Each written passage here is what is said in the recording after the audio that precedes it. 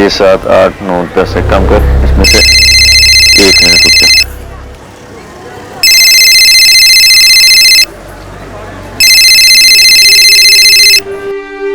Hello, तुम्हारी बहन की डेड बॉडी पड़ी है, आके ले जाओ।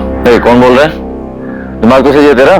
एक बार में सुनाई नहीं देता है क्या? तुम्हारी बहन की बॉडी पड़ी है, आके ले जाओ। मेरी बहन? ये कब पैदा हो गई? अरे मेरी कोई बहन है ही नहीं। है कि नहीं वो तू देख, ये तेरा प्रॉब्लम है। हेलो हेलो हेलो,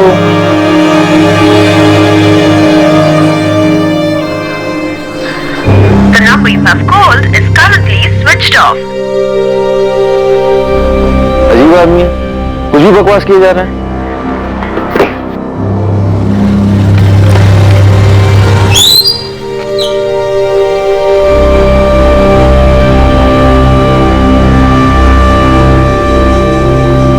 महाबलेश्वर के अमित भावे को जो फोन आया था, क्या वो कोई मजाक था?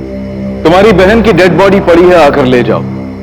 फोन करने वाले ने सिर्फ इतना ही कहा था, लेकिन अमित भावे की कोई बहन थी ही नहीं। अमित भावे अपने मां बाप एकनाथ और मीनाक्षी भावे की इकलौती औलाद था। क्या ये फोन, ये कॉलर ये जानकारी देना चाहता था कि किसी की मौत हुई है? जो जानकारी उसने गलती से गलत इंसान को दे दी थी, और ये मजाक नहीं था बल्कि सच था। क्या सच में कहीं किसी लड़की की मौत हुई?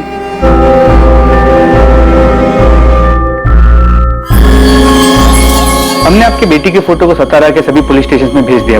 हम निकिता के दोस्तों से भी बात कर रहे हैं। निकिता के कॉल रिकॉर्ड से मोबाइल लोकेशंस भी मंगवाए। हमने हॉस्पिटल्स में भी चेक किया, लेकिन कहीं से कोई खबर नहीं मिली। प्रताप राव जी, कल घर में किसी बात को लेकर कोई झगड़ा हुआ था जिससे गुस्सा होकर? नहीं, कोई झगड़ा वगड़ा नहीं हुआ था। कल भी हमेशा की तरह निकिता कॉलेज के लिए सुबह निकली थी। कॉलेज से दोपहर में वो ट्यूशन जाती है और 4 बजे घर वापस आ ही जाती है। कल सुबह रोज की तरह निकिता कॉलेज के लिए और शिवम स्कूल के लिए घर से साथ में ही निकले थे। शिवम 4:30 बजे घर आ गया था, पर निकिता नहीं आई। सर मैडम, कल निकिता कॉलेज आई थी, मैं उससे मिली भी थी। 1:30 बजे तक वो कॉलेज में ही थी। उसके बाद वो ट्यूशन क्लासेस के लिए गई होगी। आती मैंने निकिता के टीचर में पता किया, कल वो ट्यूशन गई नहीं। मैडम, मैंने टीचर से ही पूछा और अटेंडेंस रजिस्टर भी चेक किया। 27 अप्रैल को निकिता एब्सेंट थी। धवल जी, निकिता अक्सर छुट्टी करती है और रेगुलर क्लास आती है। वो तो रेगुलर क्लासेस आती है। बहुत अच्छी स्टूडेंट है। 93% मार्क्स उसने स्कोर किए बीएससी फर्स्ट ईयर में, और 2 हफ्ते बाद उसके सेकंड ईयर के एग्जाम। मुझे खुद अजीब लग रहा है कि पढ़ाई में इतनी अच्छी लड़की क्लासेस बंक करके अचानक कहीं चली जाएगी और घर नहीं लौटेगी। आरती, क्या निकिता ने तुम्हें बताया था कि वो क्लासेस जा रही है? नहीं, उसने बताया तो नहीं, पर मुझे पता है कि 2 से 3:30 बजे उसकी ट्यूशन क्लासेस होते ही है। कॉलेज से वो सीधा धवल सर के यहाँ क्लासेस के लिए जाती है। क्लासेस नहीं गई तो फिर कहाँ जा सकती है? कोई बॉयफ्रेंड है उसका? क्लासेस बंक करके उससे मिलने गई हो? अगर है भी तो मुझे किसी बॉयफ्रेंड के बारे में नहीं पता। ऐसे केसेस में जनरली बॉयफ्रेंड वाला एंगल सामने आता है। मैं ये नहीं कह रहा हूँ कि वो बॉयफ्रेंड के साथ भागी होगी, पर अगर उसका बॉयफ्रेंड है तो हम उससे बात करके देख सकते हैं, शायद उसे कुछ पता। हाँ, हमें नहीं पता साहब। हम निकिता हमेशा फोन पे लगी रहती है। इस बात को लेकर उसको मैंने कई बार डांटा भी। तो झगड़ा इस बात पे हुआ? झगड़ा नहीं साहब, हम बस समझा रहे थे उसको, लेकिन उसके बाद उसका मूड थोड़ा खराब हो गया था। आई मैं फोन पे पढ़ाई कर रही थी। झूठ मत बोल निकिता, मोबाइल में कोई पढ़ता नहीं है। तो हमको बेवकूफ मत बना।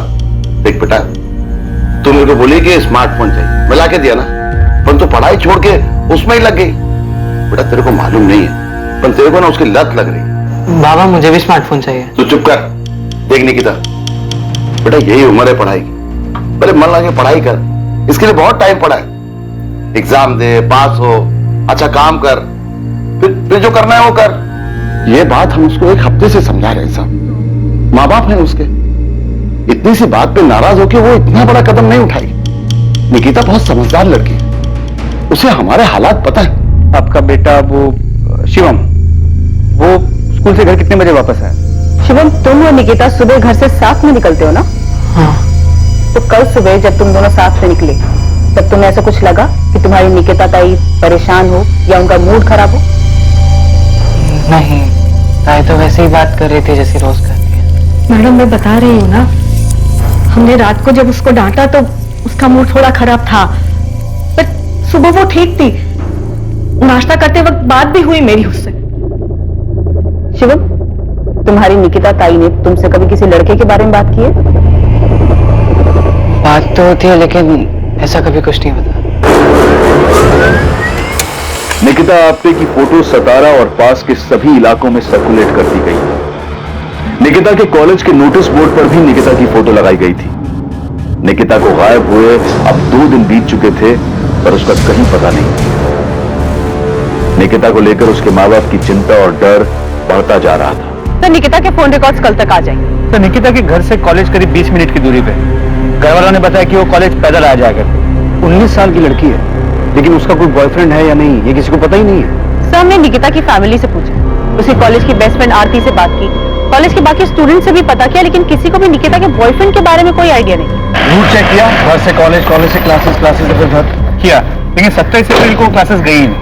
सर, निकिता के कॉलेज से घर वाले रूट पे कोई सीसीटीवी नहीं मिला, लेकिन उसके घर की दूसरी तरफ वाले रास्ते मानदेव चौक की तरफ से 20 मिनट की दूरी पर एक सुनार की दुकान है जहाँ सीसीटीवी लगा है। उसकी सीसीटीवी फुटेज में निकिता घर की तरफ जाती हुई दिख रही है। सर, ये फुटेज है। सर, ये देखिए, लड़की इस तरफ से आ रही है।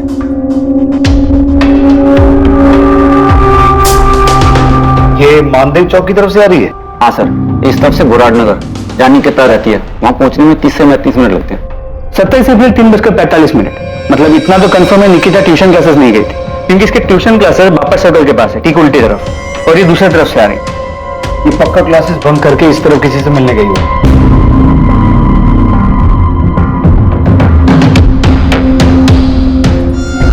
एक मिनट, रिवाइंड कीजिए।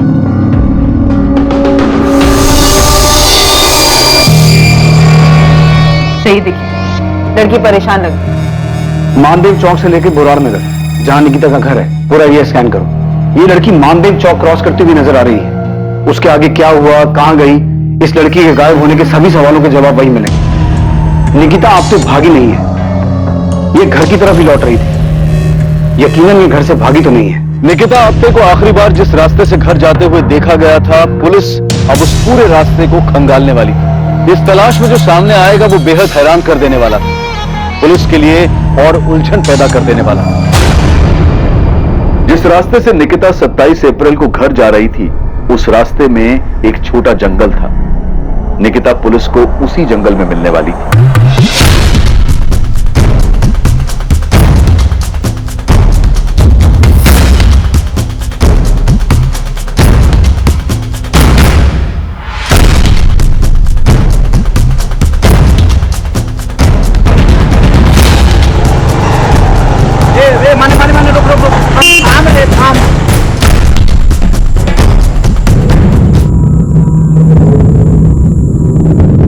इसने आत्महत्या की है। सर, देख के तो ऐसा ही लगता है। सीसीटीवी फुटेज में प्रतिमा ने शायद सही पकड़ा था। ये लड़की किसी बात से परेशान लग रही थी।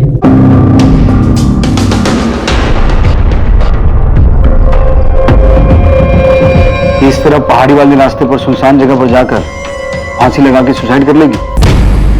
सुसाइड क्यों करेगी? और किस लिए? चाहे कुछ भी हो जाए, ताई सुसाइड नहीं कर सकती।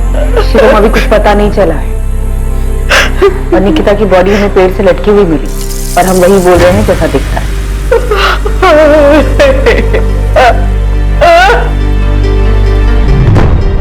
लड़की के गले की हड्डी टूटी हुई है, पेड़ पर लटकने की वजह से। लटकने की वजह से?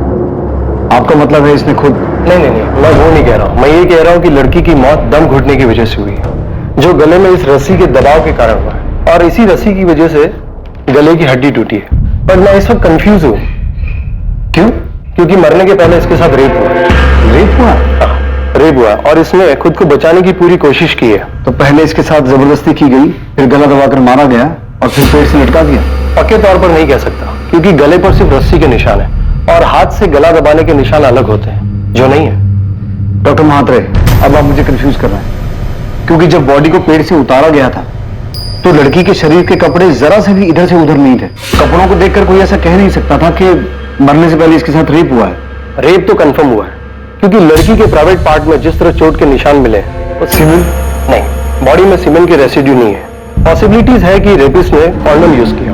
लड़की का हाइमेन रेप में ब्रेक हुआ है, या लड़की सेक्सुअली एक्टिव थी या नहीं? वो सेक्सुअली एक्टिव थी। तो आपके अकॉर्डिंग हम इस केस को क्या माने?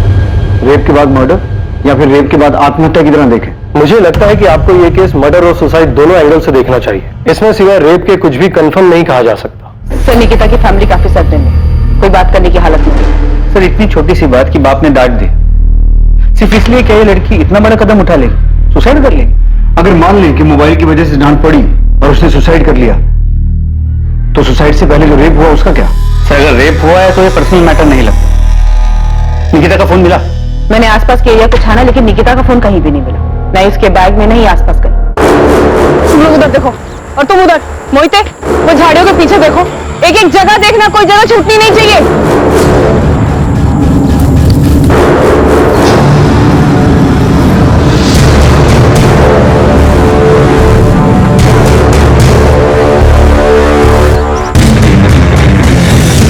क्राइम सीन से तो ऐसा कुछ नहीं मिला जिससे ये कहा जा सके कि ये मर्डर है।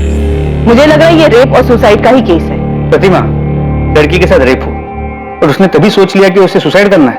सर अगर रेप उसी स्पॉट पे हुआ, ऐसा मान लेते हैं कि वही हुआ है, और हादसे के बाद लड़की बुरी तरह टूट गई और उसने सोचा कि उसे आत्महत्या करनी है, लेकिन फिर भी क्या वो रस्सी अपने साथ लेके घूम रही थी? उसे क्या पहले से पता था उसके साथ कुछ बुरा होने वाला है, उसे सुसाइड करना पड़ेगा? सर फुटेज में निकिता परेशान लग रही थी, शायद उसका रेप कहीं और हुआ और फिर लड़की ने सीधी दुकान में देकर रस्सी खरीद ली। सर मुझे पूरा यकीन है कि यह मर्डर है और जिसने भी किया है पूरे प्लानिंग के साथ किया है। पॉसिबल है कि उसने निकिता पे पहले से नजर रखी हुई थी, उसे पता था आज वो किस रास्ते से जाएगी और उसका फायदा कैसे उठाया जा सकता है। कॉन्डम, रस्सी, सब कुछ प्लानिंग के तहत किया गया। फिर भी सर कोई ना कोई पर्सनल एंगल तो होगा ना, या तो लड़की के साथ या फैमिली के साथ, और अगर किसी ने मर्डर किया भी है तो कोई ना कोई पर्सनल एंगल तो होगा ना। हाँ बिल्कुल, पर्सनल एंगल के पूरे चांसेस, लेकिन यहाँ पर मर्डर को सुसाइड का कलर दिया गया। शायद पोस्टमार्टम में कोई चूक हुई, स्ट्रैंगुलेशन मार्क दिखा नहीं, लेकिन सर लड़की इतनी जल्दी इतना बड़ा डिसीजन ले लेगी, वो भी रस्सी तैयार पहले से। हमें सबसे पहले जरूरत है निकिता की फैमिली से बात करने की, उसका बैकग्राउंड निकालने की। सुसाइड हो या मर्डर, इसमें कुछ तो पर्सनल है। शायद रेप का प्लान ना हो, मौके का फायदा उठाया गया हो, जो भी है हमें दोनों पॉसिबिलिटीज का पता करना हो। मोहिते, मुझे सतारा और सतारा के आसपास के सारे पुलिस स्टेशन से रेप और मॉलेस्टेशन के सारे केसेस चाहिए, और ऐसे केसेस में कौन सा हिस्ट्री शीटर बाहर है, कौन सा अंदर है या बेल पर, सबकी पूरी जानकारी चाहिए फौरन। माने बुराड़ नगर से लेकर मानदेव चौक के बीच में जितनी भी दुकानें हैं, सभी दुकानदारों को निकिता की फोटो दिखाओ और पता करो क्या लड़की ने हाल ही में कोई रस्सी खरीदी थी। मतलब उसने सुसाइड है या मर्डर, ये तो जल्दी पता चल जाएगा।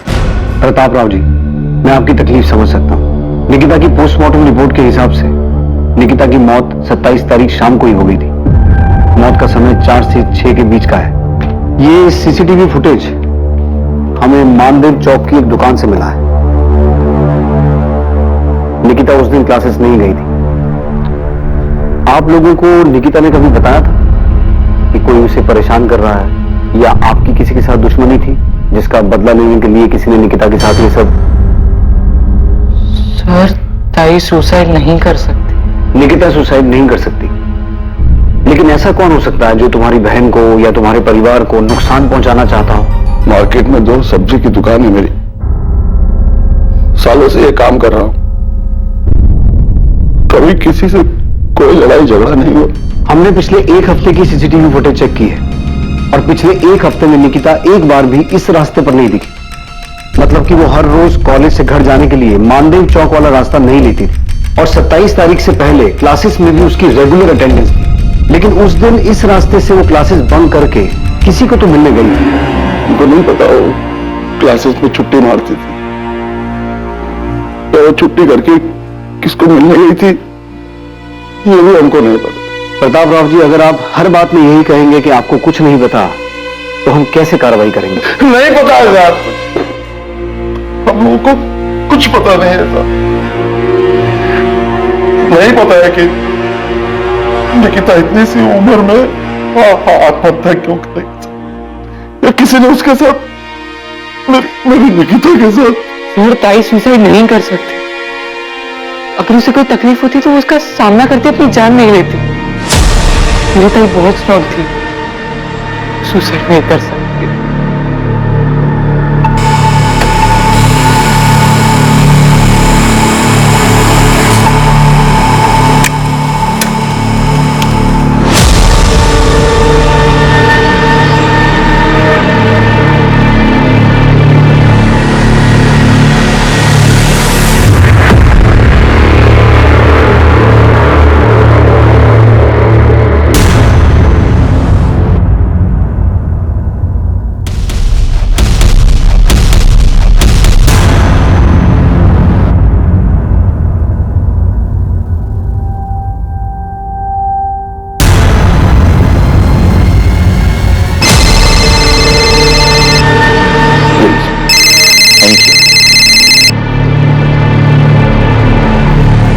हेलो, कौन बोल रहा है? जी आप कौन बोल रही हैं? मैं सतारा से असिस्टेंट सब इंस्पेक्टर प्रतिमा दलवी बोल रही हूँ। जी मैडम, मैं अमित भावे बोल रहा हूँ, बताइए। इस वक्त कहाँ हैं आप? जी मैं अभी अपने दुकान पर हूँ, महाबलेश्वर मार्केट में। क्यों, क्या हुआ? निकिता आप्टे को जानते हैं आप? जी जानता हूँ, क्यों? कैसे जानते हैं? अरे क्या हुआ मैडम, आप इतने सवाल क्यों पूछ रही हैं? अमित, क्या आप जानते हैं कि निकिता मर चुकी है? क्या? जी नहीं नहीं नहीं जानता मैम। एक्चुअली क्या है कि निकिता जो है वो मेरी कजन है, मेरी आई मीनाक्षी भावे के चचेरे भाई प्रताप राव आप्टे की बेटी है। और मैम ये बात आप हमें क्यों बता रही हैं? अगर ऐसा कुछ हुआ तो प्रताप मामा और शिवम ने फोन क्यों नहीं किया? निकिता ने मरने से पहले आखिरी कॉल आपको किया था। क्या मुझे, मैडम ये क्या कह रही है आप? मुझे कुछ, अमित, निकिता का रेप हुआ है। और रेप होने के बाद या तो उसने सुसाइड किया है या उसका मर्डर हुआ है। ये सब 27 अप्रैल की शाम की बात है। और निकिता ने मरने से पहले शाम को 4:23 पे तुम्हारे नंबर पे कॉल किया था और 21 सेकंड बाद भी हुई है तुम्हारी। मैडम निकिता के साथ जो कुछ भी हुआ ये सुन के मेरा सर घूम रहा है। बहुत बुरा हुआ निकिता के साथ। लेकिन मैडम अगर निकिता मुझे फोन करती तो क्या मैं उसके परिवार वालों को नहीं बताता? और वो मुझे यहाँ महाबलेश्वर में फोन क्यों करती? अगर उसे फोन करना था तो अपनी फैमिली को सतारा में फोन करती। अमित, निकिता ने ऐसा क्यों किया ये बताने के लिए निकिता जिंदा नहीं है, तो तुम्हें बताना होगा कि उस वक्त तुम दोनों की क्या बात हुई थी। मैडम मेरी उससे, एक मिनट, 27 तारीख को मैडम 27 तारीख की शाम में मुझे एक अजीब सा कॉल आया था। कोई आदमी था, कह रहा था कि आकर के अपनी बहन की डेड बॉडी ले जाओ। तो क्या जवाब दिया तुमने? मैडम मैं क्या जवाब देता? मुझे लगा कोई मजाक कर रहा है, मेरी तो कोई सगी बहन है ही नहीं। अमित, वो कॉल तुम्हारी सिस्टर निकिता के फोन से आया था, तो तुम्हें कैसा नहीं लगा? सिस्टर मतलब कजन सिस्टर भी हो सकता है। मैंने इस बात पे ध्यान क्यों नहीं दिया कि कजन सिस्टर भी तो हो सकती है। अमित, सतारा पुलिस स्टेशन तुरंत पहुंचे।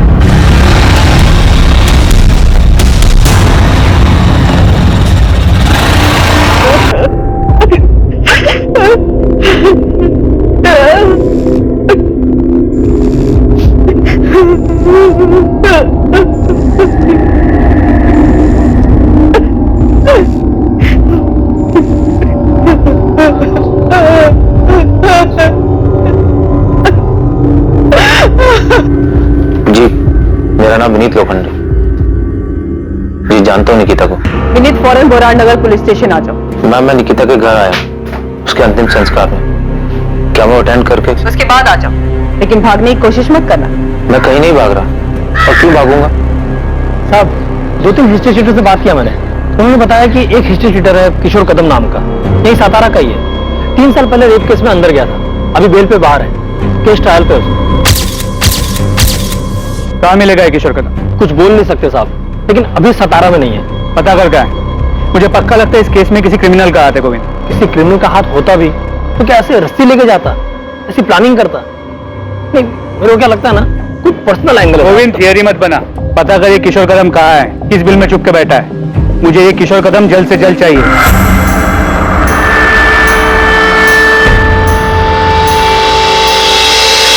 तुम ठीक हो ना? विनीत 1-2 घंटे में आ जाएगा। अंतिम संस्कार के बाद वो डायरेक्ट यहीं पर आ रहा है। मैंने मोहिते को उस पर नजर रखने के लिए बोला है। ये निकिता का बॉयफ्रेंड था। ताज्जुब की बात है कि इसके बारे में किसी को कुछ पता ही नहीं है। अजीब तो है सर। जब मैंने विनीत से निकिता के बारे में पूछा तो उसने कुछ छुपाने या फिर झूठ बोलने के बजाय सीधा बोला कि उसका और निकिता का अफेयर था। विनीत निकिता का सीनियर था, पिछले साल उसका ग्रेजुएशन पूरा हुआ और उस दिन निकिता ने क्लास सिर्फ विनीत से मिलने के लिए बंक किया था। और 27 अप्रैल को दोपहर में वो दोनों माधव चौक के पास जो पार्क है वहां मिले थे। अक्सर वो दोनों वहीं मिला करते थे। और इसी वजह से निकिता उस रास्ते से घर जा रही थी, राइट? Yes sir. तो ये अमित अलग ही केस। जब अमित को वो कॉल आया था कि उसकी बहन मर गई है तो उसने कोई भाग ही नहीं दिया, फोन कट कर दिया क्योंकि उसकी अपनी कोई बहन नहीं है, जबकि उसे वो कॉल निकिता के ही फोन से आया था। झूठ बोल रहा है। ये अमित कितनी देर में पहुंचेगा यहाँ? महाबलेश्वर से निकल गया, उसका फोन ट्रेस कर रहा है फिलहाल ऑन। मुझे नहीं लगता भागने की कोशिश करेगा। अमित भावे को महाबलेश्वर में निकिता के मोबाइल फोन से फोन आया था। तुम्हारी बहन की बॉडी पड़ी है, आके ले जाओ। मेरी बहन? अरे मेरी कोई बहन है ही नहीं। वो फोन जो अब लापता था, पर सवाल यह था कि अमित को कैसे कुछ समझ में नहीं आया, जबकि फोन खुद निकिता के नंबर से आया। और दूसरा सवाल कि यह कैसे हो सकता था कि किसी को पता ही नहीं था कि निकिता का विनीत लोखंडे नाम का कोई बॉयफ्रेंड है। सिर्फ यही नहीं, और भी बहुत सारी बातें थी जो इस केस में सामने आनी बाकी थी।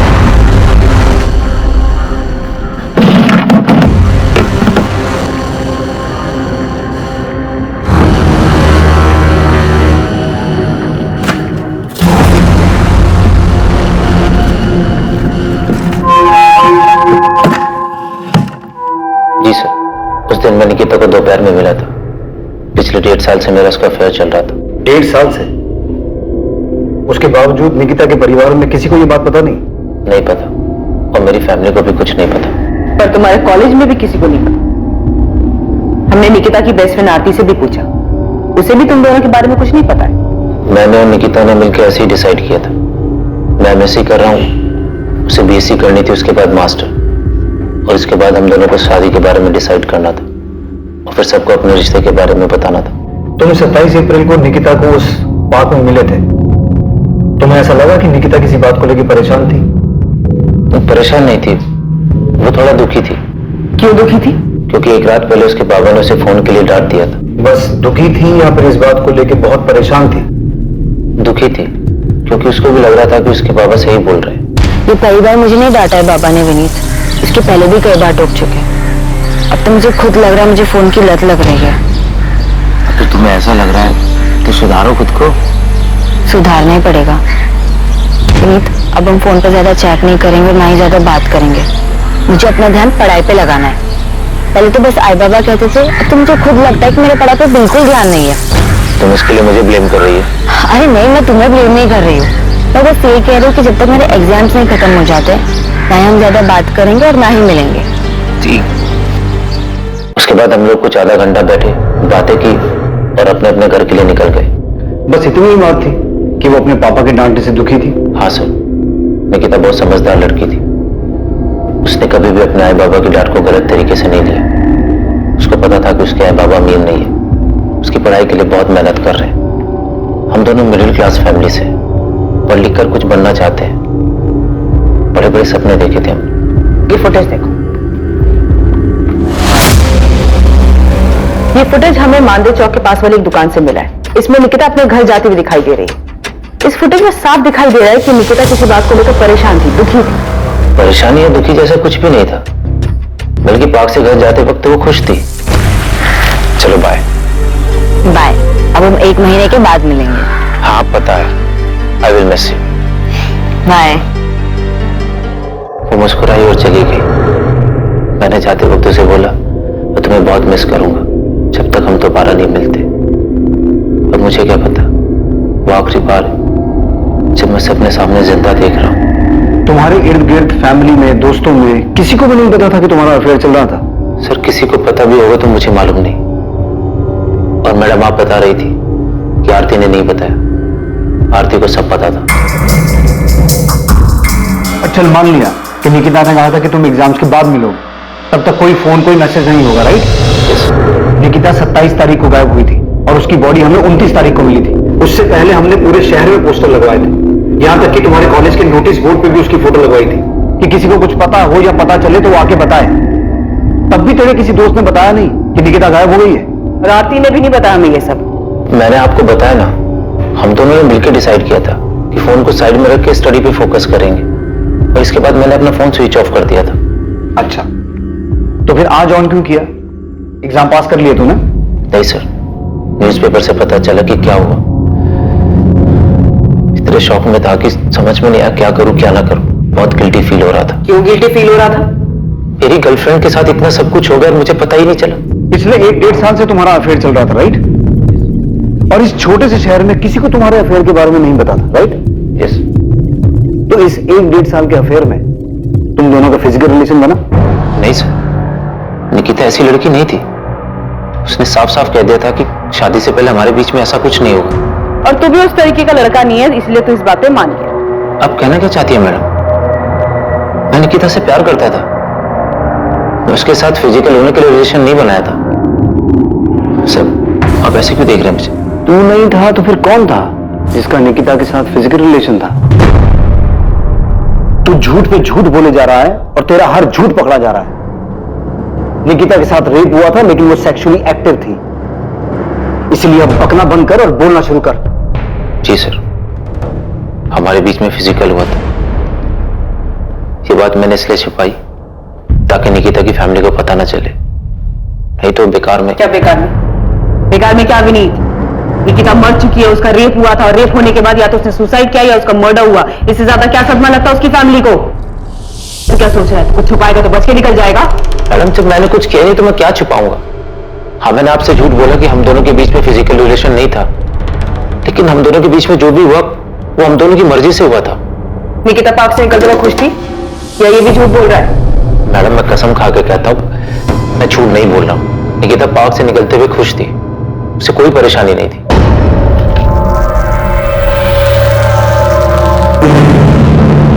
नजर रखो इस पे, और अगर इसका कोई सोशल मीडिया अकाउंट है तो बिना इसे भनक लगे क्रैक करो। सर, मैं साइबर टीम को काम पे लगा देती हूँ। वो विनीत के सारे सोशल मीडिया प्रोफाइल और चैट मैसेजेस को खोद कर निकालेंगे। तब तक मैं इस आरती की खबर लेती हूँ सर। उसने उनसे झूठ कैसे बोला कि वो विनीत को नहीं जानती? तो इस आरती का पक्का कोई झोल है। चेक करो। और ये अमित भावे का क्या हुआ? वो पहुंचा क्यों नहीं अभी तक? अभी पता करती हूँ।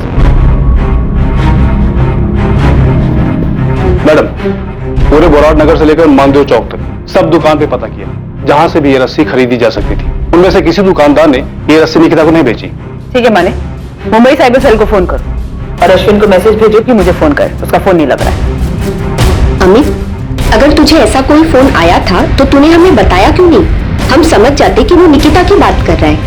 दूर के रिश्तेदारों में भी निकिता के अलावा तेरी और कोई बहन थी ही नहीं अमित। भाई, मेरा दिमाग ही नहीं गया उस तरफ, तो क्या करूं? मीनाक्षी, अमित की कोई गलती नहीं है। अब कैसे किसी को पता होगा कि किसी रिश्तेदार के साथ ऐसा कुछ भी हो सकता है? भाई, निकिता का अपना परिवार है सतारा, तो कोई मुझे फोन क्यों करेगा? क्यों? इसलिए भी मेरा ध्यान नहीं गया उस तरफ। आप लोग मामा जी के घर जाओ, मैं पुलिस स्टेशन होकर के आता हूं। ये लड़की थी जो मानदेव चौक से बोराट नगर अपने घर जा रही पैदल।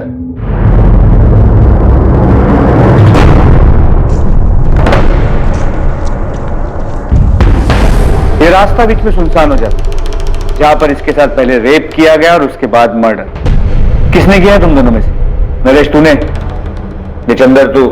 मुझे कुछ नहीं मालूम है। और वैसे भी जिस दिन कांड हुआ ना, मैं पूरा दिन अपने घर पे था, इधर आया ही नहीं। मैं भी साहब उस रास्ते से नहीं गया उस दिन। तुम दोनों ने इससे पहले भी इसी तरह का जुर्म किया है और ये पक्का तुम दोनों में से किसी का काम है। मुझे वो आदमी हर हाल में चाहिए जिसने ये रेप और मर्डर किया है। अगर किया होता तो वो गोविंद आया था ना, उसको बता देते ना। आपके डंडे खाने के लिए क्यों आते?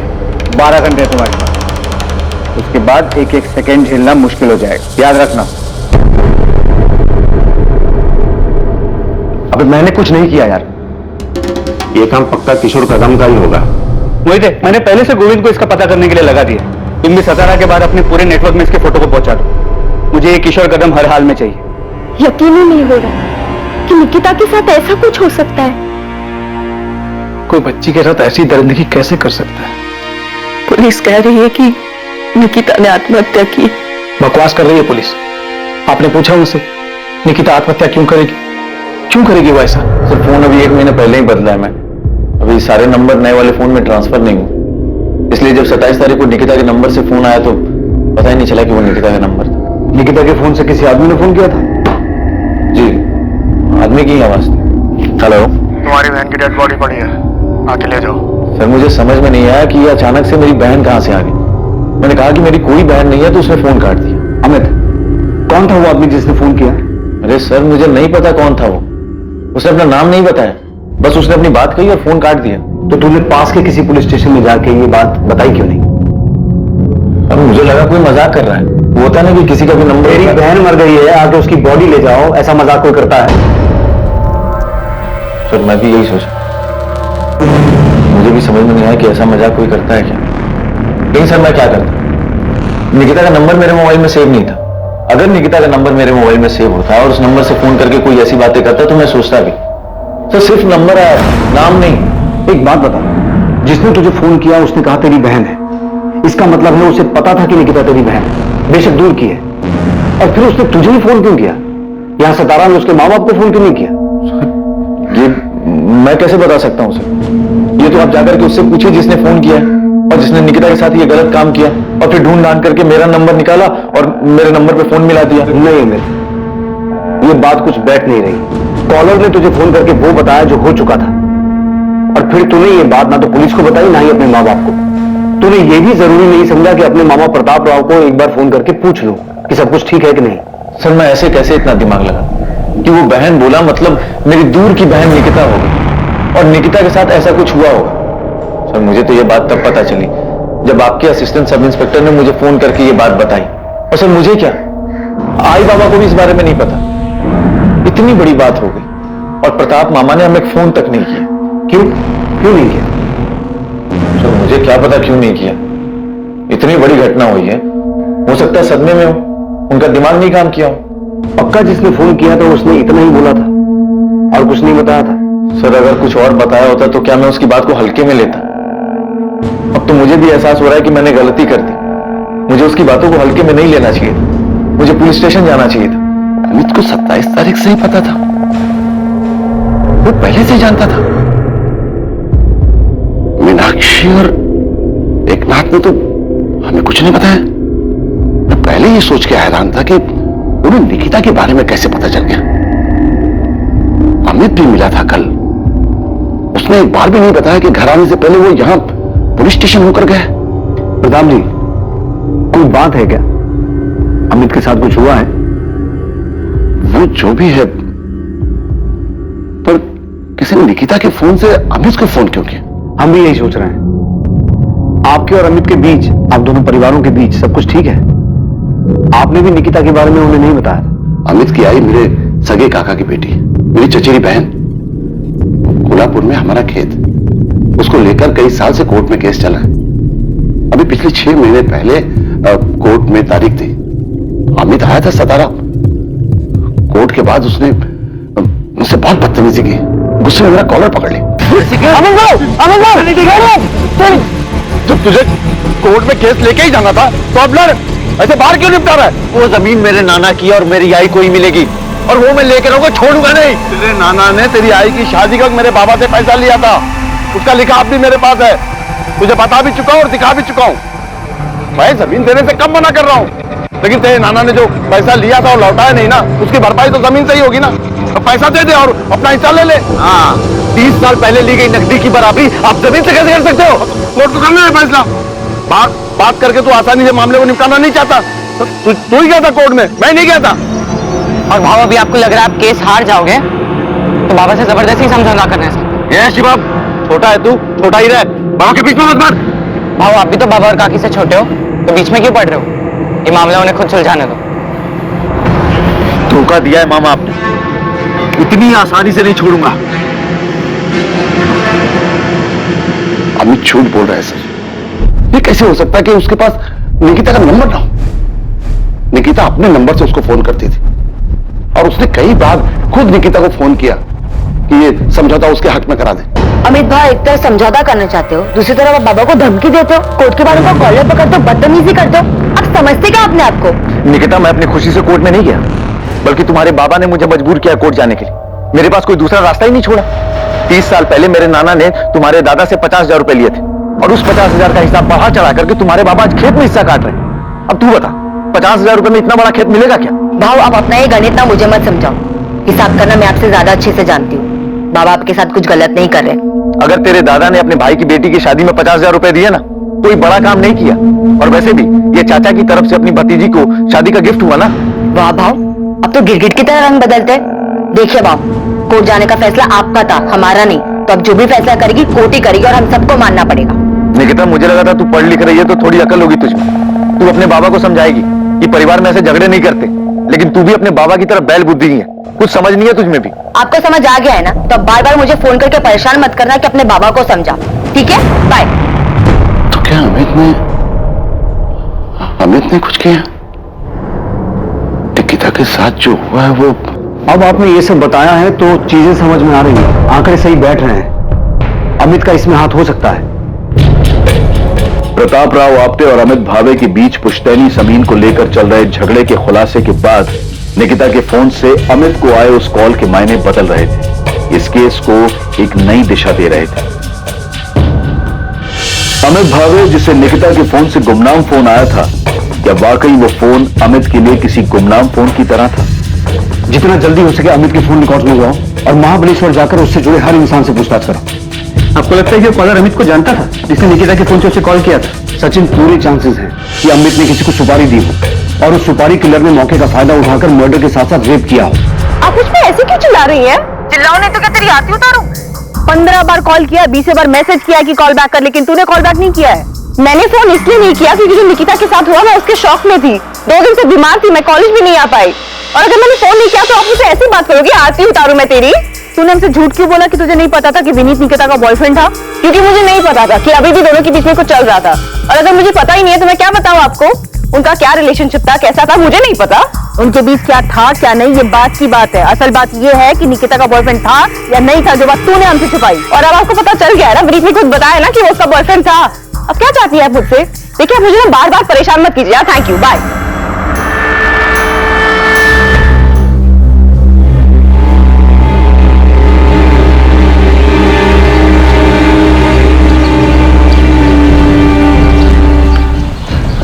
तुम्हारे और आरती के बीच क्या चल रहा है? कुछ भी तो नहीं। जी बेवकूफ मत बना। फ्रेंड्स को तो तुम्हारे हर पोस्ट पे जो कमेंट करती है ना, उससे सब समझ आता है मुझे। अरे तो निकिता आरती कमेंट करती है ना, मैं तो नहीं करता ना। तो तुमने उसे मना क्यों नहीं किया कि ऐसे कमेंट्स मत लिख? वो खुलेआम तुम पे डोरे डाल रही है। स्वीटी, बेस्टी, पता नहीं क्या क्या लिखती रहती है। तुमने उसे हमारे बारे में बताया नहीं है क्या? निकिता, आरती को जो लिखना लिखने दो ना, तुम्हें उसे इतना सीरियस लेने की क्या जरूरत है? जो है हमारे। मुझे सब समझ आ रहा है विनीत। मेरे पीठ पीछे ना कोई खेल मत खेलना। आरती तो मेरी बेस्ट फ्रेंड है और तू मेरी ही पीठ में छुरा घोंप रही है। दूर रहे विनीत से। हेलो, क्या छुरा घोपना? क्या बकवास कर रही है तू? मैं और तू विनीत से एक साथ मिले थे। ऐसा नहीं है कि तूने उसको मुझसे मिलवाया था। ये अलग बात है कि तूने उस पर कब्जा पहले कर लिया। हाँ तो पता है ना तुझे, और मैंने खुद तुझे मेरे और विनीत के बारे में बताया था। हाँ बता। तो तेरी प्रॉपर्टी बन गया वो? तूने मुझे बताया। मैं भी पब्लिक प्लेटफॉर्म पे ओपनली लिखती हूँ, कमेंट करके मैं ओपनली बता रही हूँ कि मैं विनीत को पसंद करती हूँ। आरती, तू बहुत ही बड़ी कमीनी इंसान है। तेरे जैसे दोस्तों पे कभी भरोसा नहीं किया जा सकता जो अपने ही दोस्त के बॉयफ्रेंड को चुराने में लगी हो। पर याद रख, मेरे होते हुए विनीत तुझे कभी नहीं मिल सकता। और अगर मैंने उसको पटा लिया तो? अगर वो भी मुझे पसंद करने लगा तो तू भरोसेमंद दोस्त बनेगी ना निकिता? छोड़ देगी ना तू उसे? छोड़ देती, और मुझे पता है ऐसी नौबत कभी नहीं आएगी। तो तुझे कभी पसंद ही नहीं कर सकता क्योंकि वो सिर्फ मुझसे प्यार करता है। तो तू भाड़ में जा। अरे भाड़ में तो तू जाएगी क्योंकि तू मुझसे डरती है, मैं तुझसे नहीं डरती, समझी?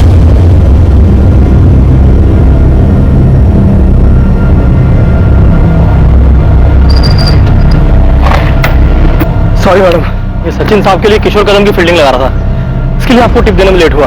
वो तो ठीक है गोविंद, ये बता आरती के बारे में कुछ पता चला या नहीं? मैडम, इनकी एक तीसरी दोस्त है, विद्या नाम है इसका। इससे जाके बात करो, इससे पता होगा कि ये आरती और निकिता पिछले 3 महीने से क्यों नहीं बात कर रहे। क्योंकि आरती विनीत के पीछे थी। बिल्कुल सही गेस किया आपने मैडम। पर ये आरती नहीं, विनीत भी बहुत पहुंची हुई चीज है। ये मुझे पहले से मालूम है। और मैडम, इस पूरी खिचड़ी में एक और पुराना चावल है, कुणाल सामंत।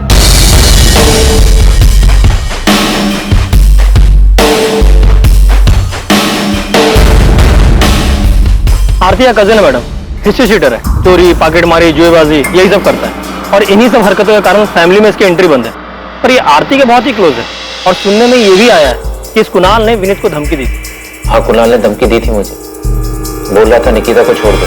और क्या छिपाया तूने हमसे? आरती ने तेरे बारे में नहीं बताया, तूने आरती और तेरी लव स्टोरी के बारे में नहीं बताया। मैडम, वो आरती अजीब लड़की है, एकदम सनकी टाइप।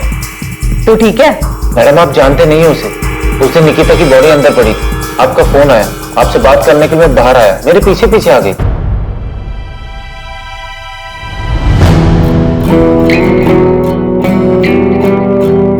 किसका फोन था विनीत? पुलिस का? विनीत, अब तो निकिता नहीं रही ना, तो अब हमारे बीच कोई नहीं है ना? मैडम, आपको यकीन नहीं हो रहा है ना, तो मेरा फोन देखिए। आरती ने निकिता की मौत के बाद मुझे कैसे कैसे मैसेजेस किए, कितने मैसेज किए, अजीब सन किया मैडम। निकिता की मौत को 2 दिन भी नहीं हुए थे, उसने मुझे धमकी देना और प्रपोज करना शुरू कर दिया था। पूरी तरह पीछे पड़ गई थी, जीना मुश्किल कर दिया। वो सन की है तो सीधा भोला भाला बेचारा लड़का है जिसके पीछे 2 लड़कियां फिट हैं। अब ये बता कि तू निकिता से आखिरी बार मिला था, जो बात हुई थी वो भी तूने हमसे झूठ बोला था ना? एक तरफ आरती तांबे का निकिता को लेकर गुस्सा और विनीत को लेकर प्यार एक नई संभावना की तरफ इशारा कर रहा था, वहीं दूसरी तरफ महाबलेश्वर से एक ऐसी चौंकाने वाली खबर सामने आने वाली थी जो इस केस को एक नई दिशा देने वाली थी। यहाँ महाबलेश्वर में अपने पंटर ने पहली बॉल में छक्का मारा है, धांसू खबर ढूंढ के निकाली है। ये अमित भावे अपने को एड़ा बना रहा है। गोविंद, फालतू के डायलॉग बंद कर और बता कि खबर क्या है। आपने जो किशोर कदम नाम का तीर अंधेरे में चलाया था, वो लगता है सही निशाने पे लगा है। मतलब अमित भावे का इस किशोर कदम से कनेक्शन है? बिल्कुल साफ। ये किशोर कदम पिछले 1 महीने से महाबलेश्वर में देखा गया है, और अकेला तो दिखा ही है, अमित भावे के साथ भी देखा गया है।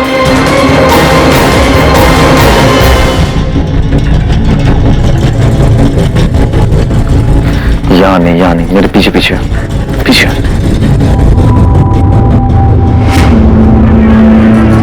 अमित भावे की दुकान पे जो दिनेश पुजारी नाम का लड़का काम करता है ना, उसको कोपचे में ले जाके पूछो, उसको सब मालूम है। एक काम कर, तो अमित पे नजर रख, मैं दिनेश को उठवाता हूँ। साहूकार विक्रम जाधव, मोहिते अब ये इस केस में कहां से अटका?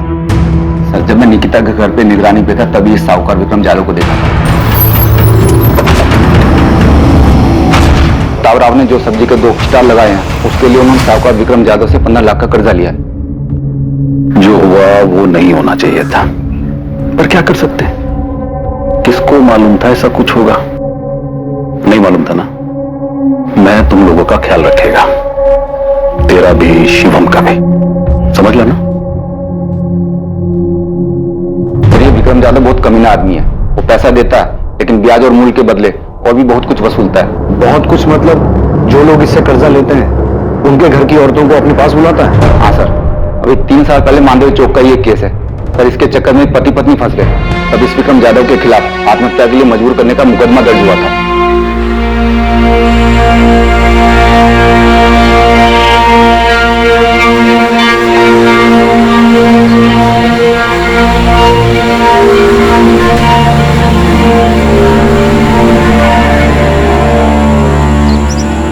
क्या वाकई निकिता ने आत्महत्या की थी?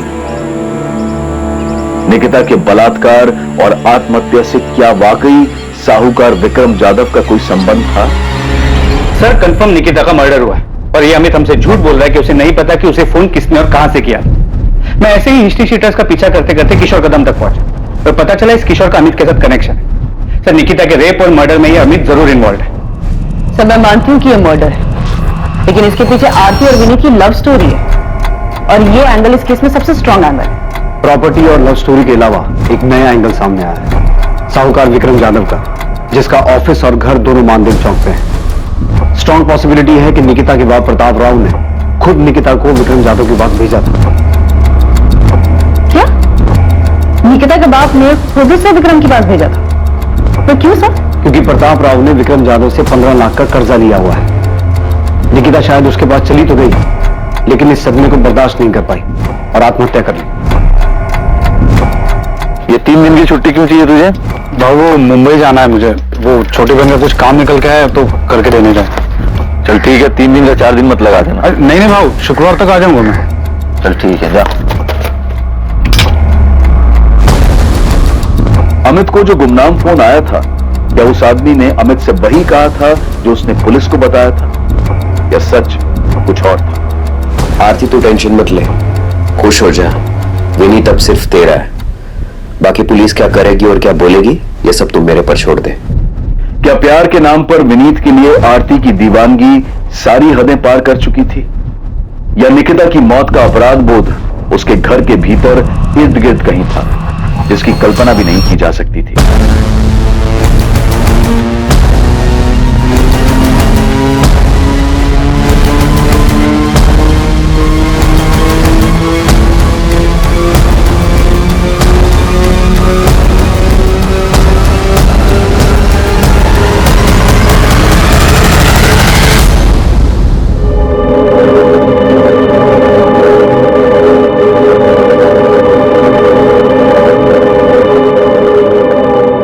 इंसानी दिमाग के बारे में सिर्फ एक चीज निश्चित है, और वो है उसकी अनिश्चितता।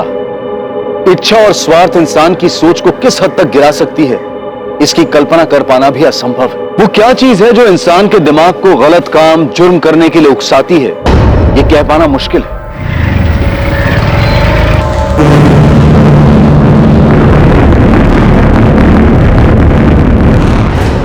हाँ, सब सही बोले आप। प्रताप राव मेरे से कर्जा लिया था, लेकिन उसमें क्या, ये तो मेरा धंधा है। जैसे अभिजीत वाघमारे, उसे भी कर्जा दिया था ना तुमने। आप उसके कर्जे को प्रताप राव के कर्जे से जोड़कर क्या खिचड़ी पका रहे हो? खिचड़ी तुम्हें समझ तो आ गई हो, बस नाटक कर रहे हो। चुपचाप चलो हमारे साथ। प्रदीप, ध्यान रख, ये तो हो। हाँ, मैंने धमकी दी थी मैडम, पर वो धमकी नहीं थी, बस बातचीत थी। हमारे भी बातचीत करने के तरीके से तो अच्छे से वाकिफ होगा कुणाल। काफी बार अंदर जो गया है। मैडम बता तो रहा हूँ, आरती विनीत से बहुत प्यार करती थी, विनीत भी उसको पसंद करता है, खाली निकिता की वजह से छुपा रहा था। निकिता भी कम नहीं थी मैडम, विनीत को कब्जे में करके रखा था उसने, फंसाया था उसको। देख मेरे को बिल्कुल पसंद नहीं है कि तू एक साइड में मेरी बहन के साथ लाइकिंग खेले और दूसरी साइड में वो निकिता के साथ चक्कर चलाए। कुणाल प्लीज समझ मत, मैंने निकिता को कमिट किया है। बट हो गया अभी वो। देख मेरी बहन आरती तेरे से बहुत प्यार करती है, उसका दिल नहीं दुखना चाहिए, और निकिता को कैसे बाहर करना ये अब तू देख। आज से तेरा सारा लाइकिंग मेरी बहन के लिए रहेगा, समझा? और अगर ऐसा नहीं हुआ ना तो मेरे को बहुत बुरा लगेगा, और तेरे को मालूम है मेरे को बुरा लगेगा तो मैं क्या करूंगा। मैडम प्यार का मामला था इसलिए प्यार से ही निपटाया था। तो चिंता मत कर, हमने तेरे से प्यार से पूछा, बस इतना ध्यान रखना हमें बुरा ना लग जाए। मैं कुछ समझा नहीं प्रदीप, तुम क्या कहना चाहते? अरे पुलिस जादव भाव को उठा के ले गई है पूछताछ करने के लिए। लेकिन क्यों? तुम्हारी लड़की ये केस में। प्रताप भाव तुमको चलना पड़ेगा, समझाना पड़ेगा उन लोगों को। हाँ साहब, देखा मैंने इस आदमी को, ये अपनी दुकान पे आया था अमित भाव से मिलने, फिर अमित भाव इसको तुरंत लेके बाहर चले गए थे। यहाँ नहीं मेरे पीछे 27 अप्रैल को अमित को जो फोन आया था उसके बारे में जानते हो? जी साहब, मैं उस टाइम दुकान पे ही था अमित भाव के साथ। मेरी बहन ये कब पैदा हो गई? मेरी कोई बहन है ही नहीं। हेलो हेलो, अजीब आदमी है, कुछ भी बकवास किया जाए। ए दिनेश, एक काम कर, थोड़ा काउंटर सवाल में आता हूँ। जी बाबू।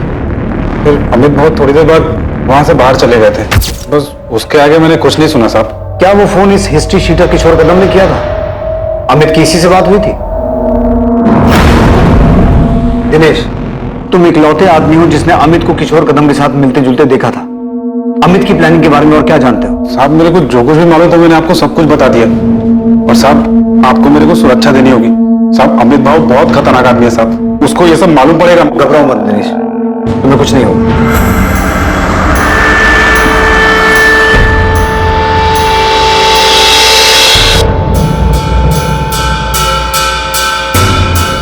मोहिते, माने, मैंने महाबलेश्वर पुलिस को फोन कर दिया है, अभी निकलो, अमित भावे को उठा के लाओ। जी सर। अमित भावे, निकिता आप्टे का कजन, उसे पुलिस ने हिरासत में ले लिया था। उन्हें शक था कि इस भयानक वारदात में उसका हाथ है, क्योंकि हिस्ट्री शीटर किशोर कदम, जिस पर पुलिस को शक था, इस जुर्म को अंजाम देने के लिए इन्वेस्टिगेशन में अमित के साथ उसके संबंध सामने आए थे। दूसरी तरफ आरती तांबे का भाई कुणाल सामंत भी निकिता के केस में संदिग्ध था, और साथ ही साथ पुलिस को साहूकार विक्रम जाधव पर भी गहरा शक था। आरती, ये तुम्हारे कजन कुणाल सामंत की फोन लोकेशन है, जिसमें साफ दिखाई दे रहा है कि 27 अप्रैल को ये उसी एरिया में था जहां से हमें निकिता की लाश मिली। हाँ तो मुझे इसके बारे में कुछ नहीं पता। मैडम मैं आपको पहले ही बता चुका हूँ, हो सकता है मैं वहां से निकला हूं, लेकिन अब सातारा इतना बड़ा भी शहर नहीं है कि किसी एक जगह से निकलना बड़ी बात है। अब मैं वो दिन वो टाइम उधर से क्रॉस किया और उधर ही निकिता के साथ कुछ हुआ तो आप मेरे को फंसाओगे? मतलब क्यों आरती, इसने तुझे पहले सिखा दिया था ना कि पकड़े गए तो पुलिस के सामने यही बोलना है।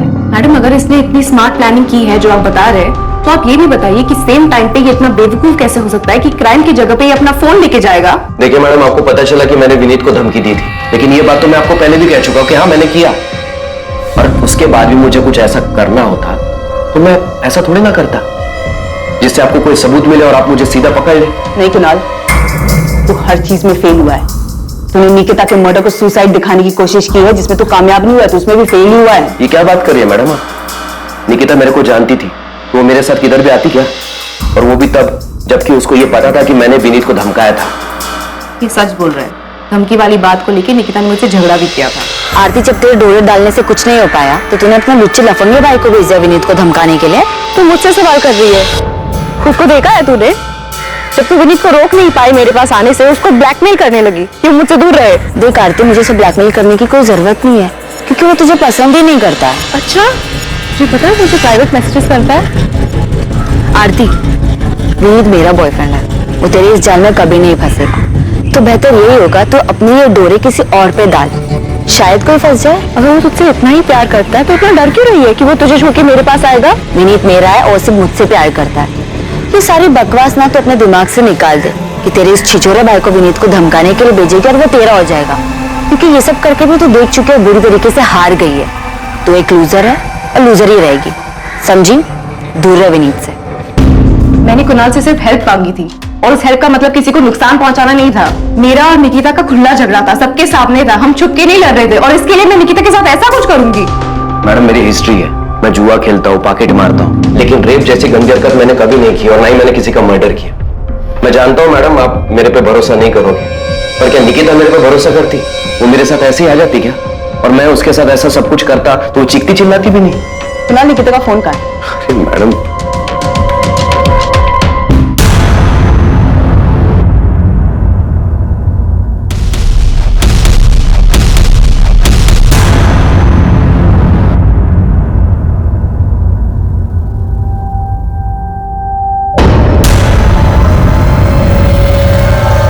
हमारे पास सबूत है। इस 27 अप्रैल को जब निकिता का रेप और मर्डर हुआ था तो क्राइम सीन के आसपास ही था। मैडम उस दिन मैं किसी काम से वहां गया होऊंगा और मैं निकिता को नहीं मिला। मैंने उसके साथ कुछ भी नहीं किया मैडम, मैं सच बोल रहा हूँ। ये एक लव ट्रायंगल था जहाँ पे हम एक दूसरे के खिलाफ थे, दुश्मन थे, हम एक दूसरे के झगड़ा करते थे हम एक दूसरे के साथ, लेकिन फिर भी मैं कुणाल को निकिता के पीछे नहीं भेजूंगी। इतनी सी बात आपको समझ नहीं आती? नहीं आ रही क्योंकि ये झूठ है आरती। सच ये है कि तूने इस गुंडे को भेजा था विनीत को धमकाने के लिए कि ये निकिता से दूर है, लेकिन ऐसा हुआ नहीं। सच ये है कि निकिता अब जिंदा नहीं है, ये बताने के लिए कि ये गुंडा कई बार गया तो उसे धमकाने के लिए। सच ये है कि निकिता जिंदा नहीं है, बताने के लिए कि उसका रेप और मर्डर इसी कुणाल ने किया है। और इन सबके बावजूद तेरी सारी दलीलें झूठी साबित होती है, क्योंकि जब ये सब हुआ था तू क्राइम सीन के पास था। तुम दोनों से ना बहुत प्यार से बात कर ली है मैंने, तुम दोनों को प्यार की भाषा पच नहीं रही। मोहिते, डाल इसको जेल में और तब तक कूद जब तक सच बाहर नहीं आ जाता है। अरे मैडम मेरी बात तो सुनिए।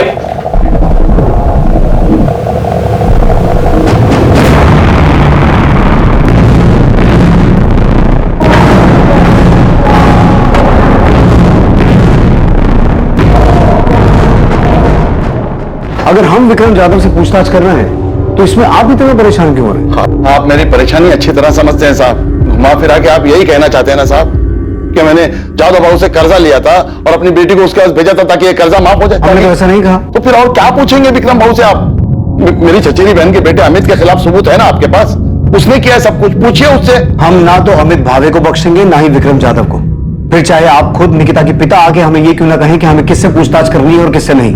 आप ये कहना चाहते हैं कि एक बाप ने खुद अपनी बेटी को उस आदमी के पास भेजा था जिससे उसने कर्जा लिया था? प्रताप राव जी, हम किसी ऐसे नतीजे पर नहीं पहुंचे हैं, लेकिन आप जिस तरीके से जोर देकर इस बात पे अड़े हुए हैं कि हमें विक्रम जाधव से पूछताछ नहीं करनी चाहिए, उससे कुछ चीजों पर शक हो रहा है। आपके लिए बेहतर होगा हमें हमारा काम करने दीजिए।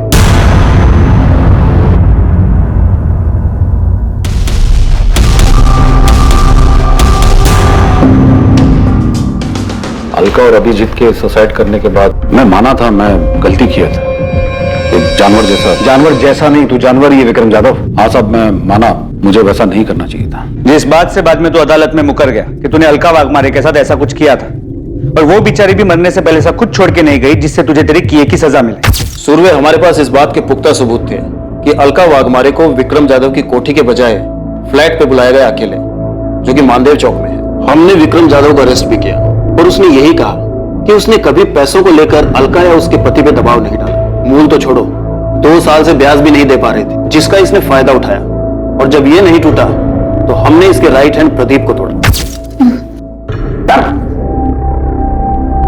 एक आदमी और एक औरत ने सुसाइड किया प्रदीप, और तू जानता है कि ये सब तेरे उस जादव भाव के इशारे पे हुआ है।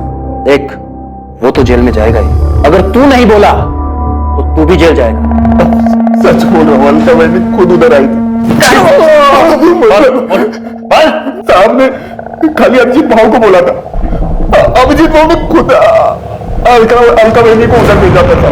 जादव भाव, इनके घर का कीमत अभी कुछ 14-15 लाख होगा, उतने में हो जाएगा। भाव, मैं हाथ जोड़ता हूं भाव, ऐसा मत करो भाव, सर से छत मत छीनो भाव, मैं सारा पैसे दे दूंगा भाव। तू खाली बोलता है, लौटाता नहीं। शुरू में खाली 4 महीना तू ब्याज भरा है, उसके बाद हर बार तू आता है खाली जबान देकर चला जाता है। अभी क्या करेगा तेरा खाली जबान का मैं? जैसे ऐसे होगा पैसे दे दूंगा भाव। ठीक है, अब अगर तू ये जबान और दुहाई देने की बात छोड़कर कुछ और देने की बात करे तो मैं तेरा थोड़ा बहुत ब्याज, थोड़ा बहुत क्यों, बहुत सारा पैसा भी माफ कर सकता हूं। जादव भाव ने खाली प्रपोजल दिया था, कोई जबरदस्ती नहीं की थी। प्रपोजल नहीं कहते इसे, इसे कहते हैं मजबूरी का फायदा उठाना, समझा? जिस दिन तेरे सेठ ने अलका के साथ ये सब कुछ किया था ना, उसी दिन अलका और उसके पति अभिजीत ने सुसाइड कर लिया था। तुम्हें क्या लगता है निकिता के केस में भी यही हुआ होगा? इस विक्रम यादव ने निकिता के बाप को प्रपोजल दिया, विक्रम ने निकिता के साथ जबरदस्ती की और 100% यही हुआ। नहीं तो एक सीधी सादी पढ़ने लिखने वाली लड़की जिसकी लाइफ में कोई प्रॉब्लम नहीं है, वो भला अचानक सुसाइड क्यों करेगी? पता नहीं, लेकिन मुझे यकीन है कि ये सुसाइड नहीं, मर्डर है। फिर बोल नहीं सकता, मगर ये कंफर्म है कि ये आदमी औरतों के मामले में घटिया है। साहब मैं मानता हूं मैं गलत किया, पर अभिजीत और अलका के बाद आई शपथ मैंने सब कुछ नहीं किया। और ऊपर से जब मेरे को पता चला कि प्रताप राव के साथ ऐसा कुछ हुआ है, तो मैंने सामने से खुद जाकर उसका कर्जा माफ किया। तो तू अब धर्मात्मा बन गया है जो सामने से जाके माफ किया? मेरे साहब मैं धर्मात्मा नहीं बना साहब, मैं डर गया था। जब मुझे पता चला कि प्रताप राव की लड़की ने सुसाइड की करके, तो मेरी हालत टाइट हो गई। मैं समझ गया कि ले दे के प्रताप राव के कर्जे की बात सामने आएगी तो मेरी भी हिस्ट्री खुल जाएगी।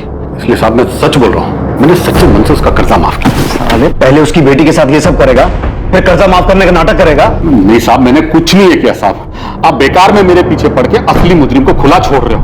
आई शपथ मैं बोल रहा हूं साहब, मैंने कुछ नहीं किया साहब, मैंने कुछ नहीं किया। सचिन, इसके राइट हैंड प्रदीप को उठाओ। अलका वाघमारे केस में वो टूटा था, इस केस में भी वही टूटेगा। अभी इससे धुलाई करो उसकी। लेकिन सर मुझे नहीं लगता कि इस केस में ये विक्रम इन्वॉल्व है। अलका वाघमारे केस में विक्रम ने अलका का यूज किया और उसके बाद अलका और उसके पति ने सुसाइड किया। लेकिन सर इस केस में, सचिन मैं जानता हूं तुम्हें लगता है ये सुसाइड नहीं मर्डर है, लेकिन अगर कोई इस केस को सुसाइड की शक्ल देकर मर्डर को छुपा सकता है, तो सुसाइड को कवर अप करने के लिए कोई इस केस को मर्डर की शक्ल भी दे सकता है। ये जादव बहुत घटिया इंसान है। ब्याज कम करने के नाम पर अभिजीत वाघमारे को उसकी बीवी को अपने पास बुलाने का प्रपोजल दे सकता है, तो ये भी कर सकता है। ऐसे वाहियात इंसानों की फितरत कभी जाती नहीं। इसे लगा ही नहीं होगा कि निकिता सुसाइड कर सकती है। इसे क्या निकिता के बाप को भी नहीं लगा होगा। उस आरती की वजह से उसने सुसाइड नहीं किया है, ये सब उस कमीने अमित भावे ने किया है। उसने पुलिस को झूठ बोला है कि उसको गुमनाम फोन आया था। ये सब उस हिस्ट्री शीटर किशोर कदम ने किया है। पुलिस उस किशोर कदम को पकड़ नहीं पा रही है, इसने अपने आप को बचाने के लिए विक्रम की बलि चलाना चाहती है।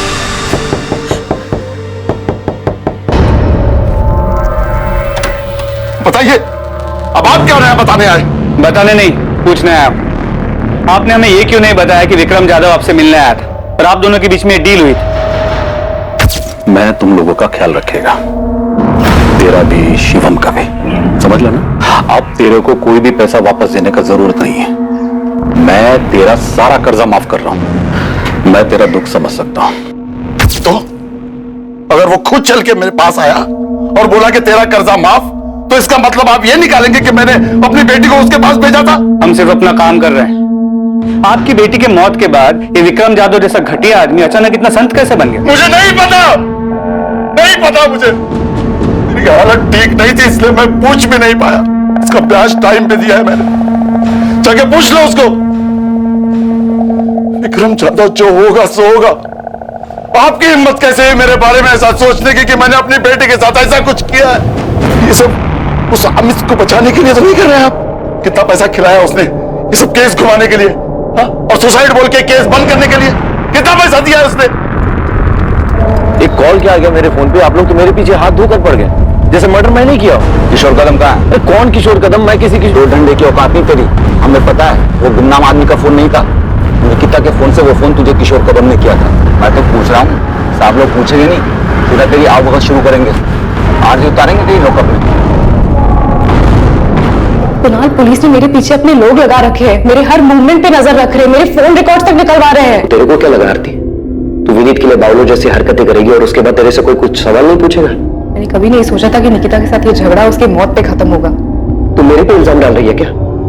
देख, पुलिस को मेरे ऊपर पहले से शक है, तो क्यों ये सब बोलकर उनका शक गहरा कर रही है? और तो तू वहां पे करने क्या गया था जब पे निकिता की बॉडी मिली थी? कहीं तूने तो नहीं? वाह वाह आरती, सही कर रही है। पर याद रख, अगर तू ये सब मेरे पर थोपेगी ना, तो तू भी मेरे साथ कटघरे में है। मैं समझ गया तू कितनी सेल्फिश है। तूने विनीत के लिए मेरा यूज किया, और अब जब निकिता मर गई तो खुद को बचाने के लिए मुझे बलि का बकरा बना रही है। एक बात याद रख, अगर तू मुझे फंसाएगी ना तो तू भी नहीं बचेगी।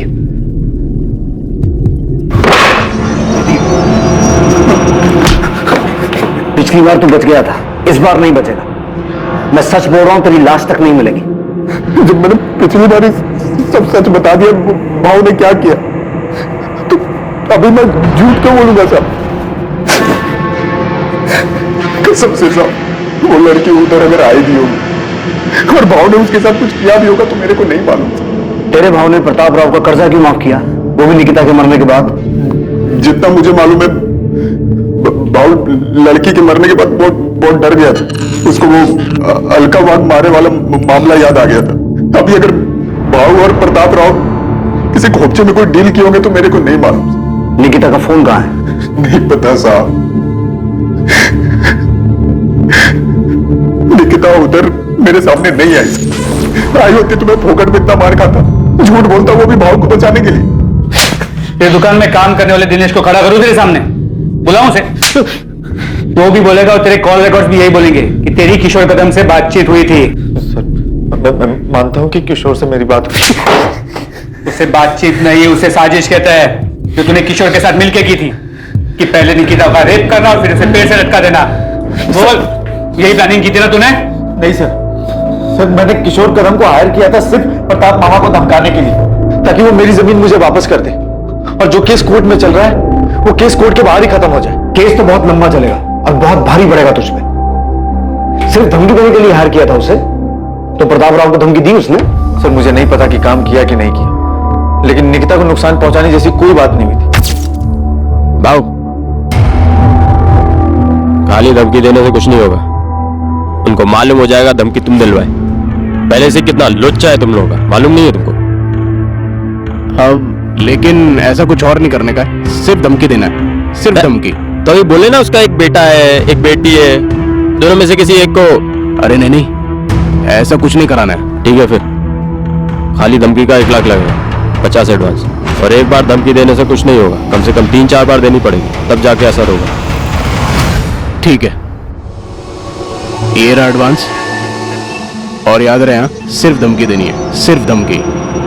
किशोर कदम कहाँ है? सर, मुझे नहीं पता कहाँ है। तूने निकिता को इसीलिए टारगेट किया था ना कि तूने उसे सेटलमेंट करवाने के लिए फोन किया था और उसने तुझे उल्टा सुना दिया? नहीं सर, मैंने ऐसा कुछ भी नहीं करवाया, और किशोर को सिर्फ मैंने जबानी धमकी देने के लिए कहा। और तुझे क्या लगा वो इतना दूध का दूल्हा है कि तू जितना कहेगा वो उतना ही करेगा? साले रेप की हिस्ट्री है उसकी। किशोर कदम का फोन कब से बंद है? जब से क्या? जब से निकिता के नंबर से मेरे नंबर पे फोन आया था, तब से उसका नंबर बंद है। तुझे उस दिन फोन किशोर ने किया था, अपने फोन की बजाय निकिता के फोन से। उल्टा तुझे ही टोपी पहना गया वो, है ना? तो मुझे भी उस दिन 1 मिनट के लिए ऐसा ही लगा था कि कहीं किशोर ने कोई अलग कांड तो नहीं कर दिया, लेकिन मैं सच कह रहा हूं, उस दिन फोन पर किशोर नहीं था। अजीब आदमी है, कुछ भी बकवास किया जा रहा है। मुझे बाद में ठनका कि कहीं किशोर ने मुझे फंसाने की कोई चाल तो नहीं चल दी। सर, मैं बहुत घबरा गया था। मैंने किशोर को फोन किया, उसका फोन बंद आ रहा है सर, आज तक बंद है। तो तू उसी टाइम समझ गया था कि बहन मतलब निकिता और किशोर ने 100% उसके साथ कुछ किया है? उस दिन किशोर को सिर्फ मैंने धमकी देने के लिए कहा था और कुछ नहीं। और जो फोन की आवाज थी सर, वो किशोर की नहीं थी। सर, मैं सच कह रहा हूं, मैं झूठ नहीं कह रहा। उस समय तक सारे नंबर मेरे मोबाइल में ट्रांसफर नहीं हुए थे, और किशोर को सिर्फ मैंने धमकी देने के लिए पैसे दिए थे। अच्छा, मतलब वो रेप और मर्डर उसने अपने मन से किए थे। चल, मान लिया हमने कि तू बहुत ही शरीफ आदमी है। जा महाबलेश्वर, जा अपने घर, जा आराम कर, जा।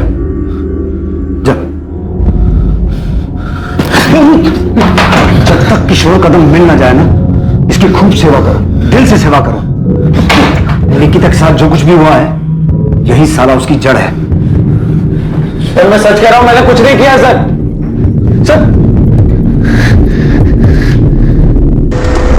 क्या वाकई किशोर कदम ने अमित की बात अनसुनी करते हुए इस जुर्म को अंजाम दिया था? अमित भावे की बात का तथ्य तब तक साबित नहीं हो सकता था जब तक किशोर कदम पुलिस के हाथ नहीं लगता और उससे पूछताछ नहीं हो जाती। किशोर तक पहुंचने के लिए पुलिस ने महाराष्ट्र के हर शहर में उसकी तलाश शुरू कर दी थी। उसकी खबर देने वाले को इनाम देने की घोषणा तक की गई थी। किशोर को गिरफ्त में लेने के लिए शहर और शहर के बाहर के सभी पुलिस नेटवर्क उसकी तलाश में लगा दिए गए थे। मुझे किशोर कदम नाम के आदमी ने कभी कोई धमकी नहीं दी, पर इस बात में कोई शक नहीं है कि जो कुछ मेरी बेटी के साथ हुआ है उसमें अमित का हाथ। सीधे सीधे इस सवाल का जवाब दीजिए। जब हमने आपसे पहले पूछा था कि आपका किसी के साथ कोई झगड़ा है, कोई दुश्मनी है, तब आपने हमें क्यों नहीं बताया? क्योंकि मुझे पता नहीं था साहब। मैं सोच भी नहीं सकता था कि जो आदमी मेरा रिश्तेदार है वो जमीन की लालच में इस हद तक गिर सकता है। मुझे ये भी कहां पता था कि निकिता का कोई बॉयफ्रेंड था, और ना ये पता था कि रोज की तरह वो उस दिन भी कॉलेज तो जा रही थी और कभी लौट कर नहीं आई, और मिलेगी भी तो इस हाल में। किशोर कदम अब पुलिस के लिए सबसे अहम संदिग्ध था, पर क्या वो सच में गुनहगार था? अमित ने जो उसे काम सौंपा था उसने उससे बढ़कर ये घिनौनी हरकत की थी। दूसरी तरफ विक्रम जाधव, जिसने निकिता के पिता को कर्जा दिया था, और कुणाल सामंत, जिसने अपनी बहन के लिए विनीत को धमकी दी थी, वो दोनों भी संदिग्ध बने हुए थे, लेकिन उनके खिलाफ कोई पुख्ता सबूत नहीं मिल पा रहे। इन सबके अलावा भी कोई था जो इन घटनाओं से परेशान था जो निकिता के साथ घटी थी।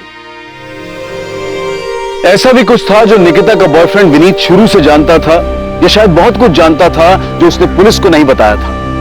क्या विनीत कुछ छुपा रहा था? सर, किशोर कदम कोल्हापुर में पकड़ा गया है।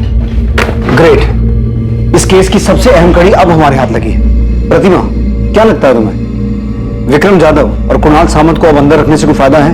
उनसे और कुछ मिल सकता है? सर, विक्रम जाधव के एंगल में अभी तक हमें कुछ भी नहीं मिला है। हमने काफी लोगों से पूछा, काफी छानबीन की, लेकिन किसी ने भी निकिता को उसकी कोठी या फिर उस फ्लैट के आसपास नहीं देखा जहां पे उसने अलका वाघमारे को बुलाया था। और कुणाल सामंत? सर, उससे भी हर तरीके से पूछताछ की, लेकिन वो टूटने को तैयार ही नहीं है। सर, मुझे अभी भी लगता है कि आरती का इससे लेना देना है। जो अमित के केस में है वो आरती के साथ भी हो सकता है। कि बात सिर्फ निकिता को विनीत से अलग करने की थी, लेकिन कुणाल उससे आगे बढ़ गया। सर, अब तो आरती को भी लगता है कि कुणाल ने किया है। बोल रहा हूं ना साहब, मैं 27 अप्रैल को था ही नहीं इधर ही सतारा में। किशोर तो एक केस में बेल पे है ना, पर घबरा मत, इस केस में तो जेल नहीं जाएगा। हाँ साहब, इधर एनकाउंटर करके केस बंद करने का प्लान है, तो इधर ही ठोक दो ना। काय को काली पोपट सतारा में लेके जा रहे हो? मैंने तो सिर्फ अपना हिस्सा मांगा था। क्या गलत कर रहा था? क्या गलत था इसमें? ऐसे किसी गुंडे को पैसे देकर धमकी दिलवाना सही काम है? ऐसे देकर धमकी इसलिए दिलवाई ताकि कोर्ट के बाहर से मामला सेटल हो जाए। अमित जो आदमी गुंडा है, पैसे लेकर धमकी दे रहा है, बहुत कुछ करेगा तो रोक लेगा उसे। फंसा दिया ना उसने तुझे। सोचा है कभी तेरी वजह से निकिता के साथ में क्या हुआ है? भाई, मैंने उससे नहीं कहा निकिता के साथ ये सब करने के लिए। मैंने तो सिर्फ उससे कहा। अमित, याद रखना, अगर ये पता चला ना कि निकिता के साथ में उसी ने ये सब कुछ किया तो भी उसी जुर्म में अंदर जाएगा। जरा से जमीन के लालच ने तुझे क्या से क्या बना दिया।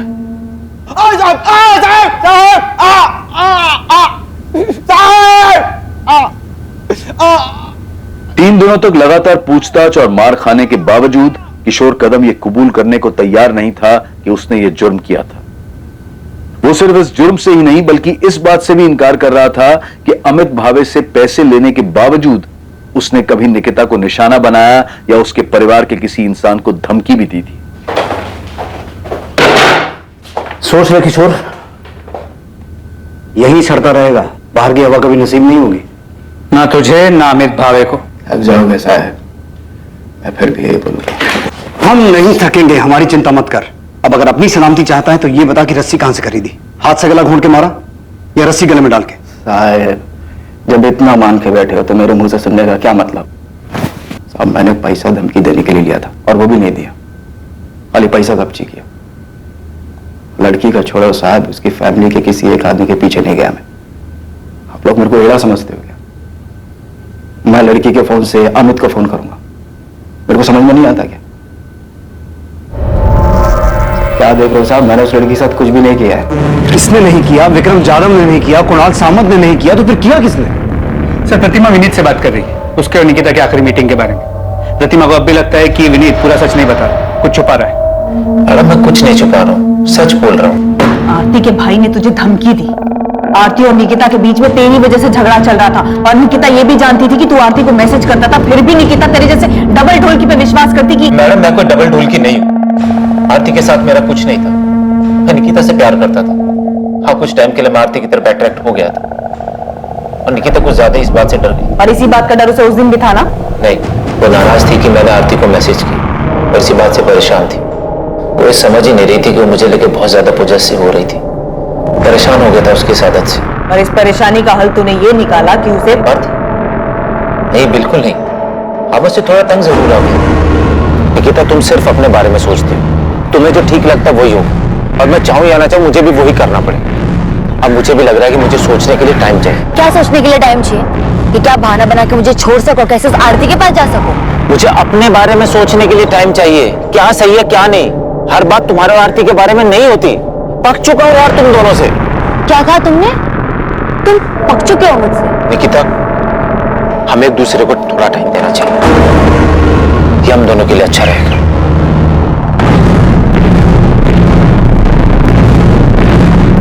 बाय।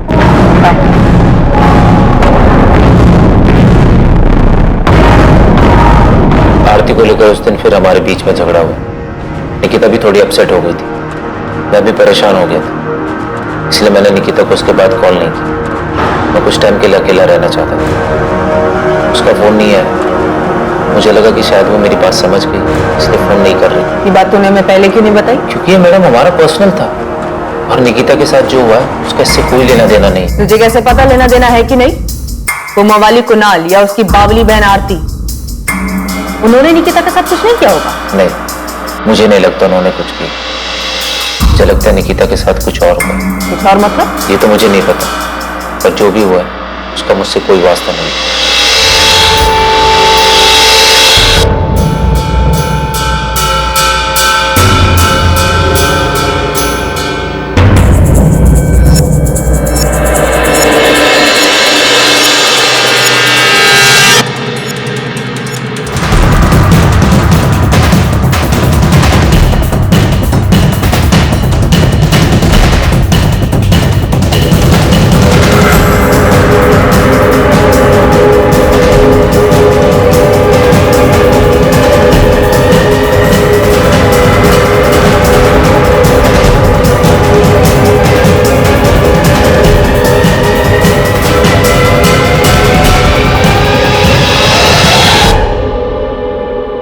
सर, मुझे लगता है कि हम इस बात पे अटक गए हैं कि निकिता का मर्डर हुआ है, जो कि इन सस्पेक्ट में से किसी ने अपना मकसद पूरा करने के लिए किया है। प्रतिमा, फिर से ये मत कहना कि तुम्हें अब भी लगता है कि ये सुसाइड का केस। प्रतिमा, अगर सुसाइड किया हो तो उसके पीछे कोई रीजन तो होना चाहिए। विक्रम जाधव की थ्योरी में कोई भी सुराग सामने नहीं आया कि उसने निकिता के साथ रेप किया, इसी वजह से उसने सुसाइड किया। तो फिर क्या हो सकता है? पता नहीं सर, पर मुझे अभी भी लगता है कि कुछ तो था जिसकी वजह से निकिता दुखी थी। ये हमने सीसीटीवी फुटेज में भी देखा है। प्रतिमा, हमें यह भी पता है कि उसके मरने से पहले उसके साथ रेप हुआ था। यस सर, याद है मुझे। सर, ये सुसाइड नहीं मर्डर है। अगर हम ये मान भी लेते हैं कि विक्रम जाधव ने उसके साथ कुछ किया था, वो उसे बर्दाश्त नहीं कर पाई और उसने सुसाइड कर ली, तो तब भी उसके फोन के गायब होने के पीछे क्या कारण हो सकता है? क्या उसने सुसाइड करने से पहले अपना फोन खुद फेंक दिया, जो आज तक नहीं मिला? सर, इससे ये साफ हो जाता है कि ये सुसाइड नहीं मर्डर है, और ये मैं 100% श्योर होकर कह सकता हूं। और फिर उसी रस्सी से उसे पेड़ से लटका दिया गया, इसीलिए उसके गले पे सिर्फ रस्सी का निशान, और पेड़ पे लटकाने की वजह से उसकी गर्दन की हड्डी टूट गई, जो हमें कंफ्यूज कर रही है। सर, क्राइम सीन पे निकिता का फोन नहीं मिला है, जिससे ये साफ होता है कि जिसने भी निकिता को मारा है वो उसका फोन अपने साथ लेकर चला गया। पर ये हो कौन सकता है? सारे हिस्ट्री शीटर्स को हमने तोड़ा है, उन पर नजर रखे हुए हैं, उनमें से कोई नहीं है। तो फिर है कौन? इस केस में अपराधी कौन था या फिर कौन थे, ये पता लगाना बहुत मुश्किल हो रहा था। हर एक एंगल के खुलने के बावजूद निकिता की मौत के पीछे के मकसद तक पहुंच पाना लगभग नामुमकिन सा लग रहा था। अब केस ठंडा पड़ चुका था, महीनों गुजर चुके थे। 27 अप्रैल 2019 को इस जुर्म को अंजाम दिया गया था, और अब अक्टूबर 2019 आ चुका था। लेकिन अचानक इस केस को एक नई दिशा मिलने वाली थी, एक नया रास्ता खुलने वाला।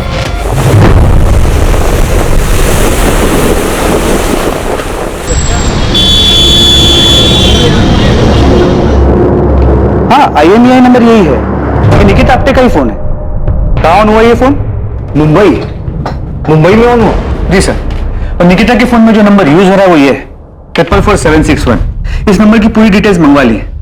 हमने अपने नंबर से कॉल नहीं किया, मोहिते को भेजा है PCO से कॉल करने के लिए, ताकि पता चल सके कि ये नंबर ऑन है। सर, ये नंबर ऑन है। मैंने PCO से फोन किया, ऐसे ही कोई नाम बदलकर बात की। किसी आदमी ने फोन उठाया था, बोला कि आपने जो नंबर लगाया रॉन्ग नंबर है। मैंने पूछा ये मुंबई का नंबर है? उसने कहा हाँ। सर, मैंने उससे और कुछ नहीं पूछा, ये सोच करके कहीं वो अलर्ट ना हो जाए। गुड, एड्रेस निकालो और उठाओ इस आदमी को। जी सर। और उसे पता ना चले कि हम उसके पीछे हैं।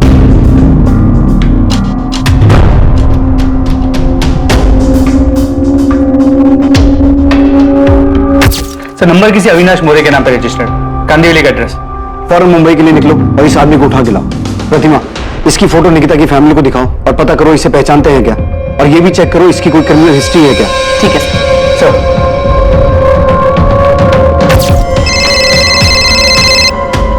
हाँ प्रतिमा, इस अविनाश मौर्य का कुछ मिला? नहीं सर, निकिता की फैमिली भी इसे नहीं पहचानती, उन्होंने तो उसका नाम तक नहीं सुना। ताज्जुब की बात, इस अविनाश मौर्य ने अब तक फोन स्विच ऑफ नहीं किया, लगातार ऑन आ रहा है। सर मैंने साइबर टीम से दोबारा चेक किया, ये निकिता का ही फोन है।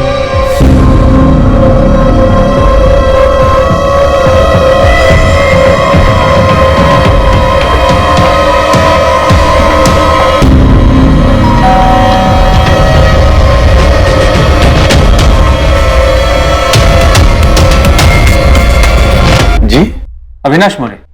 जी भाई हूँ। तू जो फोन यूज करता है वो कहाँ है?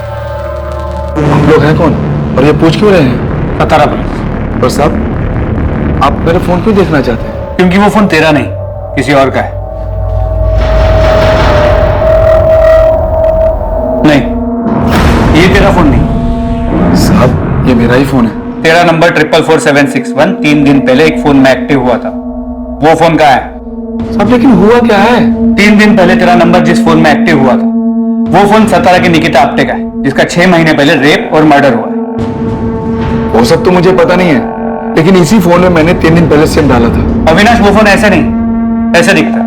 सर इसे लॉकअप में ले जाके पूछते हैं, तब याद आ जाएगा इसे। अरे साहब इसमें याद क्या करना, मैं सच कह रहा हूँ साहब। साहब मेरा फोन खराब हो गया था, डिस्प्ले गया था उसका, मैंने उसे बनने के लिए डाला था और राजू की दुकान से काम चलाने के लिए ये फोन मैंने 1000 रुपए का खरीदा था। चल राजू के दुकान पे ले चलो। हाँ चलो साहब। चल राजू इनको बताओ कि ये फोन मैंने तुमसे ही खरीदा था ना? हाँ साहब, ये फोन मैंने ही बेचा था उसको। इस फोन का जो IMEI नंबर है वो उस लड़की के फोन का है जिसका सतारा में 6 महीने पहले रेप और मर्डर हुआ। IMEI नंबर सेम है लेकिन उसका फोन ये था। हमारे पास एक कंफर्मेशन है कि निकिता के फोन का मॉडल ये है और हमने ये भी कंफर्म किया कि इस फोन का जो IMEI नंबर है वो निकिता के फोन का। साहब ये जो आप फोटो दिखा रहे हैं ना फोन का, ये बिकने के लिए आया था मेरे पास, मैं ही खरीदा था। किससे खरीदा था? ऐसे ही चलते फिरते एक बंदा आया था बेचने के लिए। मेरे को ये फोन बेचने का है, बंद पड़ा है, चल नहीं रहा। चल ही नहीं रहा है? नहीं। अरे भाई इसका तो बॉडी भी डैमेज है, मेरे भी किसी काम का नहीं, खरीद के करूंगा क्या इसको? अरे देख लो, मोबाइल का दुकान है, कुछ काम आ जाएगा आपके, जो भी दोगे चलेगा मेरे को। मैं बोला 200 रुपए से ज्यादा नहीं देगा, वो बोला ठीक है और बेच के चला गया। तो फिर वो टूटा हुआ फोन का है, और उस फोन का IMEI नंबर इस अविनाश के फोन में कहां से आया? ये फोन का बॉडी एकदम डैमेज हो गया था, बैटरी वैटरी सब ठीक था, तो मैंने बाहर का बॉडी निकाल के फेंक दिया और अंदर का माल मटेरियल जुगाड़ करके ये फोन में फिट कर दिया। तुम्हें ये फोन किसने बेचा? उसका नाम क्या है जिसने बेचा? नाम तो याद नहीं साहब, 1-2 महीना हो गया अभी। देख राजू, हमें वो आदमी चाहिए और अगर वो नहीं मिला ना हम तेरी जन्म पत्री बना देंगे कि तूने सतारा में उस लड़की के साथ रेप और मर्डर किया। खाली पीली मेरे को काय को फंसा रहे साहब, मैं तो खाली फोन खरीदा था। जिसने फोन बेचा उसका हुलिया याद है? साहब याद करने की कोशिश करता हूँ साहब। नहीं, ये भी नहीं, ये नहीं, ये था ना? नहीं साहब ये भी नहीं था। जैसा वो सब बोले ना वैसा मैं आपको उसका हुलिया बताने को तैयार हूँ। सच्ची साहब, जितना याद है सब बताऊंगा, बिल्कुल नहीं घुमाऊंगा, कसम से।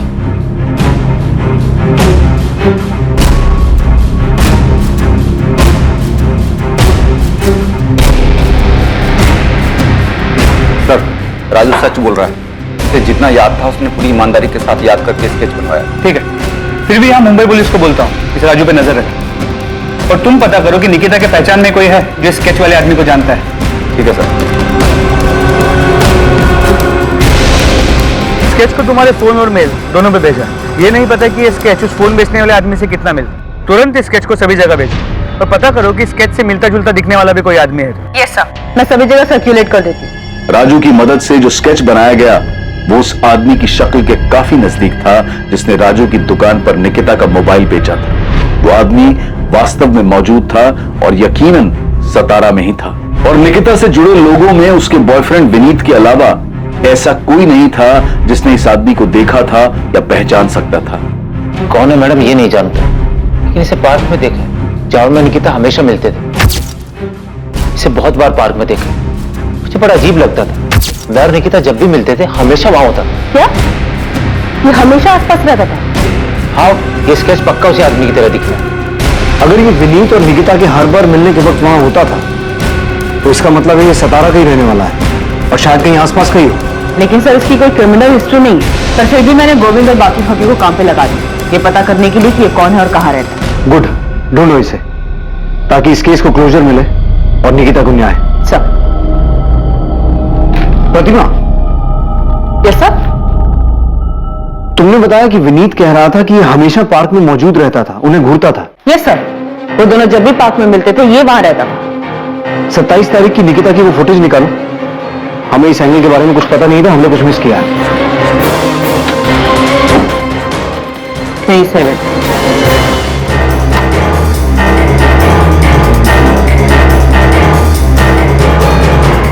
ये निकिता निकली, इसके पीछे तो नहीं दिख रहा है। एक काम करो, निकिता के दिखने से 5-10 मिनट पहले का फोटो चेक करो।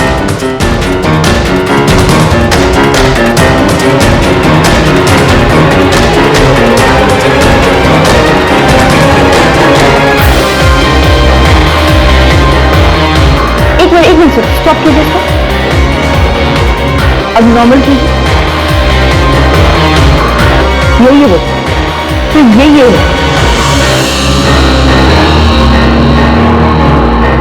हाँ हाँ सर, ये वही आदमी है। क्या इसी ने निकिता के साथ निकिता का मोबाइल इसके पास था जो इसने मुंबई में जाके बेचा। ये है कौन? साहब इस तरफ प्रशांत केलकर नाम है इसका, इलेक्ट्रिशियन है, यही सातारा का ही है। पुलिस ने इस आदमी का स्केच बनवाया था, उसे 27 अप्रैल की सीसीटीवी फुटेज में पहचान लिया गया और पुलिस अपने मुखबिर की मदद से उस तक पहुंच गई। जी चल आजा। क्या हुआ साहब, क्या बात हो गई? साले 6 महीने से भटका रहा है, पूछ रहा है क्या हो गया? मुझे नहीं पता क्या हुआ। चल अब चल। प्रशांत केलकर नाम है, इलेक्ट्रिशियन है। विनीत ने बताया कि निकिता विनीत जब भी पार्क में मिलते थे ये हमेशा वहां होता था। ये कौन है? ये किशोर कदम की तरह कोई दूसरा आदमी है जिसको अमित ने पैसे देकर निकिता को? नहीं, प्रशांत हिस्ट्री शीटर नहीं। उसे पुलिस स्टेशन ला रहे हैं, फिर पूछताछ करेंगे उससे। मैडम, इस आदमी का मेरी बहन से क्या लेना देना? पता नहीं शिवम, अभी कुछ नहीं बता सकता। ऐसे ही बोलेगा या इलेक्ट्रिक शॉक खाएगा?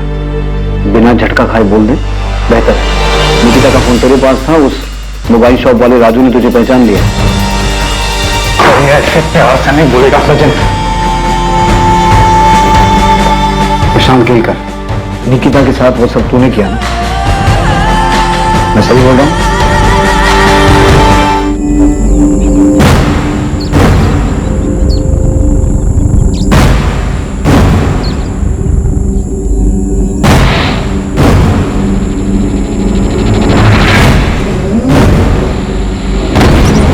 जी आप निकिता है ना? हाँ क्यों? आपसे कुछ जरूरी बात करनी है। क्या बात करनी है? आप हो कौन? वो मैं आपके पापा को जानता हूँ। पहले बताओ तो सही, आप हो कौन? क्या बात करनी है आपको? मुझे ये सब कुछ नहीं चाहिए, मुझे सिर्फ तू चाहिए, सिर्फ तू। कब से तेरे पीछे हूँ, आज जाकर मिलिए तू।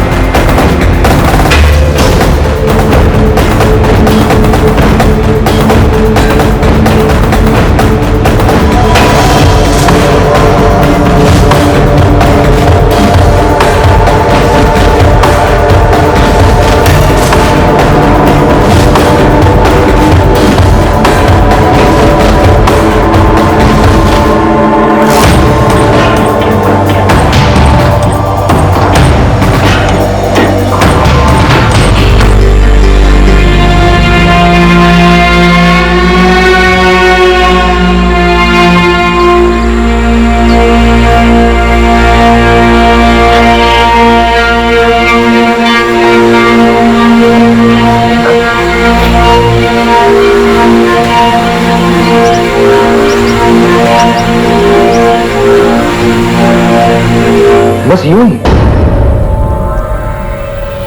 तूने उसे देखा, वो तुझे पसंद आ गई, इतना कि वो तेरी सनक बन गई। निकिता का फोन तेरे पास 6 महीने से था, तूने उसे ऑन क्यों नहीं किया? पर 6 महीने बाद मुंबई जाके क्यों बेचा? मैं अखबार में पढ़ रहा था। जोर से बोल, सुनाई देना चाहिए। मैं मामला ठंडा होने का इंतजार कर रहा था। 27 अप्रैल का दिन तूने इसलिए चुना क्योंकि निकिता उस रास्ते से जाने वाली थी। हाँ, मैंने पहले भी कई बार कोशिश की थी और सड़क पर कोई ना कोई आ जाता था। तो तूने देखा कि 27 तारीख को उस रास्ते पे आसपास कोई नहीं था, सुनसान था, तो तूने ऐसा किया? हाँ। तूने निकिता के भाई अमित को फोन क्यों किया? तू जानता है उसे? नहीं। तो उसे फोन क्यों किया? मुझे बुरा लगा कि उसके परिवार वाले परेशान हो रहे होंगे कि कहाँ गई, तो इसलिए मैंने उसका फोन उठाया और देखा किसको फोन कर सकता हूँ, तो मैंने उसका नंबर डायल कर दिया। प्रशांत केलकर से बार बार पूछताछ की गई, ये जानने के लिए कि क्या वाकई ये जुर्म उसने अपनी विकृत मानसिकता और यौन आकर्षण के कारण किया था या इसमें कोई और भी शामिल था। पर आखिर तक यही सामने आया कि वो वाकई एक विकृत मानसिकता का आदमी था जो निकिता पर मोहित था, जिसने सिर्फ अपनी हवस पूरी करने के लिए निकिता के साथ बलात्कार किया और फिर उसे मार दिया। अपराधी अपराध का मकसद और जिस तरह से इस जुर्म को अंजाम दिया गया था, उसने पुलिस तक को हैरान कर दिया था। इस केस में निकिता के परिवार में जो भी मनमुटाव था वो सामने आ गया था। इस केस के जरिए संपत्ति को लेकर चल रहे विवाद के कारण कोई अपना ही निकिता के पिता को धमकी देने, डराने जैसे गलत इरादे रखता था, वो भी सामने आ गया। साथ ही एक लड़के को लेकर लव ट्रायंगल, प्यार के नाम पर दीवानगी भी सामने आई, जिसमें दो बेस्ट फ्रेंड्स के बीच एक लड़के की वजह से दोस्ती में कड़वाहट आ गई थी। पर निकिता के बलात्कार और हत्या का जो अपराधी था, वो निकिता और उसके जानने वालों के लिए चेहरे से, नाम से पूरी तरह से गुमनाम था। प्रशांत केलकर का इससे पहले कोई क्रिमिनल रिकॉर्ड नहीं था और साथ ही मनोवैज्ञानिक जांच में भी ऐसा कुछ सामने नहीं आया कि उसे कोई मानसिक बीमारी थी। वो पूरी तरह से सामान्य था। ये बेहद दुखद है कि 19 साल की निकिता को किसी की सनक और दिमागी गंदगी की वजह से अपनी जान गंवानी पड़ी। इस केस में जो सबसे बड़ा सवाल पैदा होता है वो ये कि ऐसी विकृत मानसिकता जो सड़क पर चलते इंसानों को, अपने आसपास के लोगों को शोषण का सामान मानती है, उस विकृत मानसिकता को पहचाना कैसे जाए? दरअसल ये मुश्किल है, आसान नहीं है। लेकिन जब भी किसी पर कोई शक हो या पता चले कि आपके आसपास ऐसा कोई व्यक्ति है, तो तुरंत उसकी शिकायत करें। ऐसे लोगों से डरने की बजाय हिम्मत दिखाकर पुलिस में उनकी शिकायत करें और उन्हें उनकी सही जगह पर पहुंचाएं। खुद को और अपने आसपास के माहौल को सुरक्षित बनाएं। अब मैं अनूप सोनी आपसे विदा लेता हूं, फिर मुलाकात होगी एक और नए केस के साथ। देखते रहें क्राइम पेट्रोल सतर्क, सोमवार से शुक्रवार रात 10:30 बजे। और याद रखें, क्राइम और आपके बीच में सिर्फ इतना फर्क है कि आप कितने सतर्क हैं। सतर्क रहें, सुरक्षित रहें। जय हिंद। इस तरह के और भी एपिसोड देखने के लिए हमारे चैनल को सब्सक्राइब करें और बेल आइकन दबाना ना भूलें।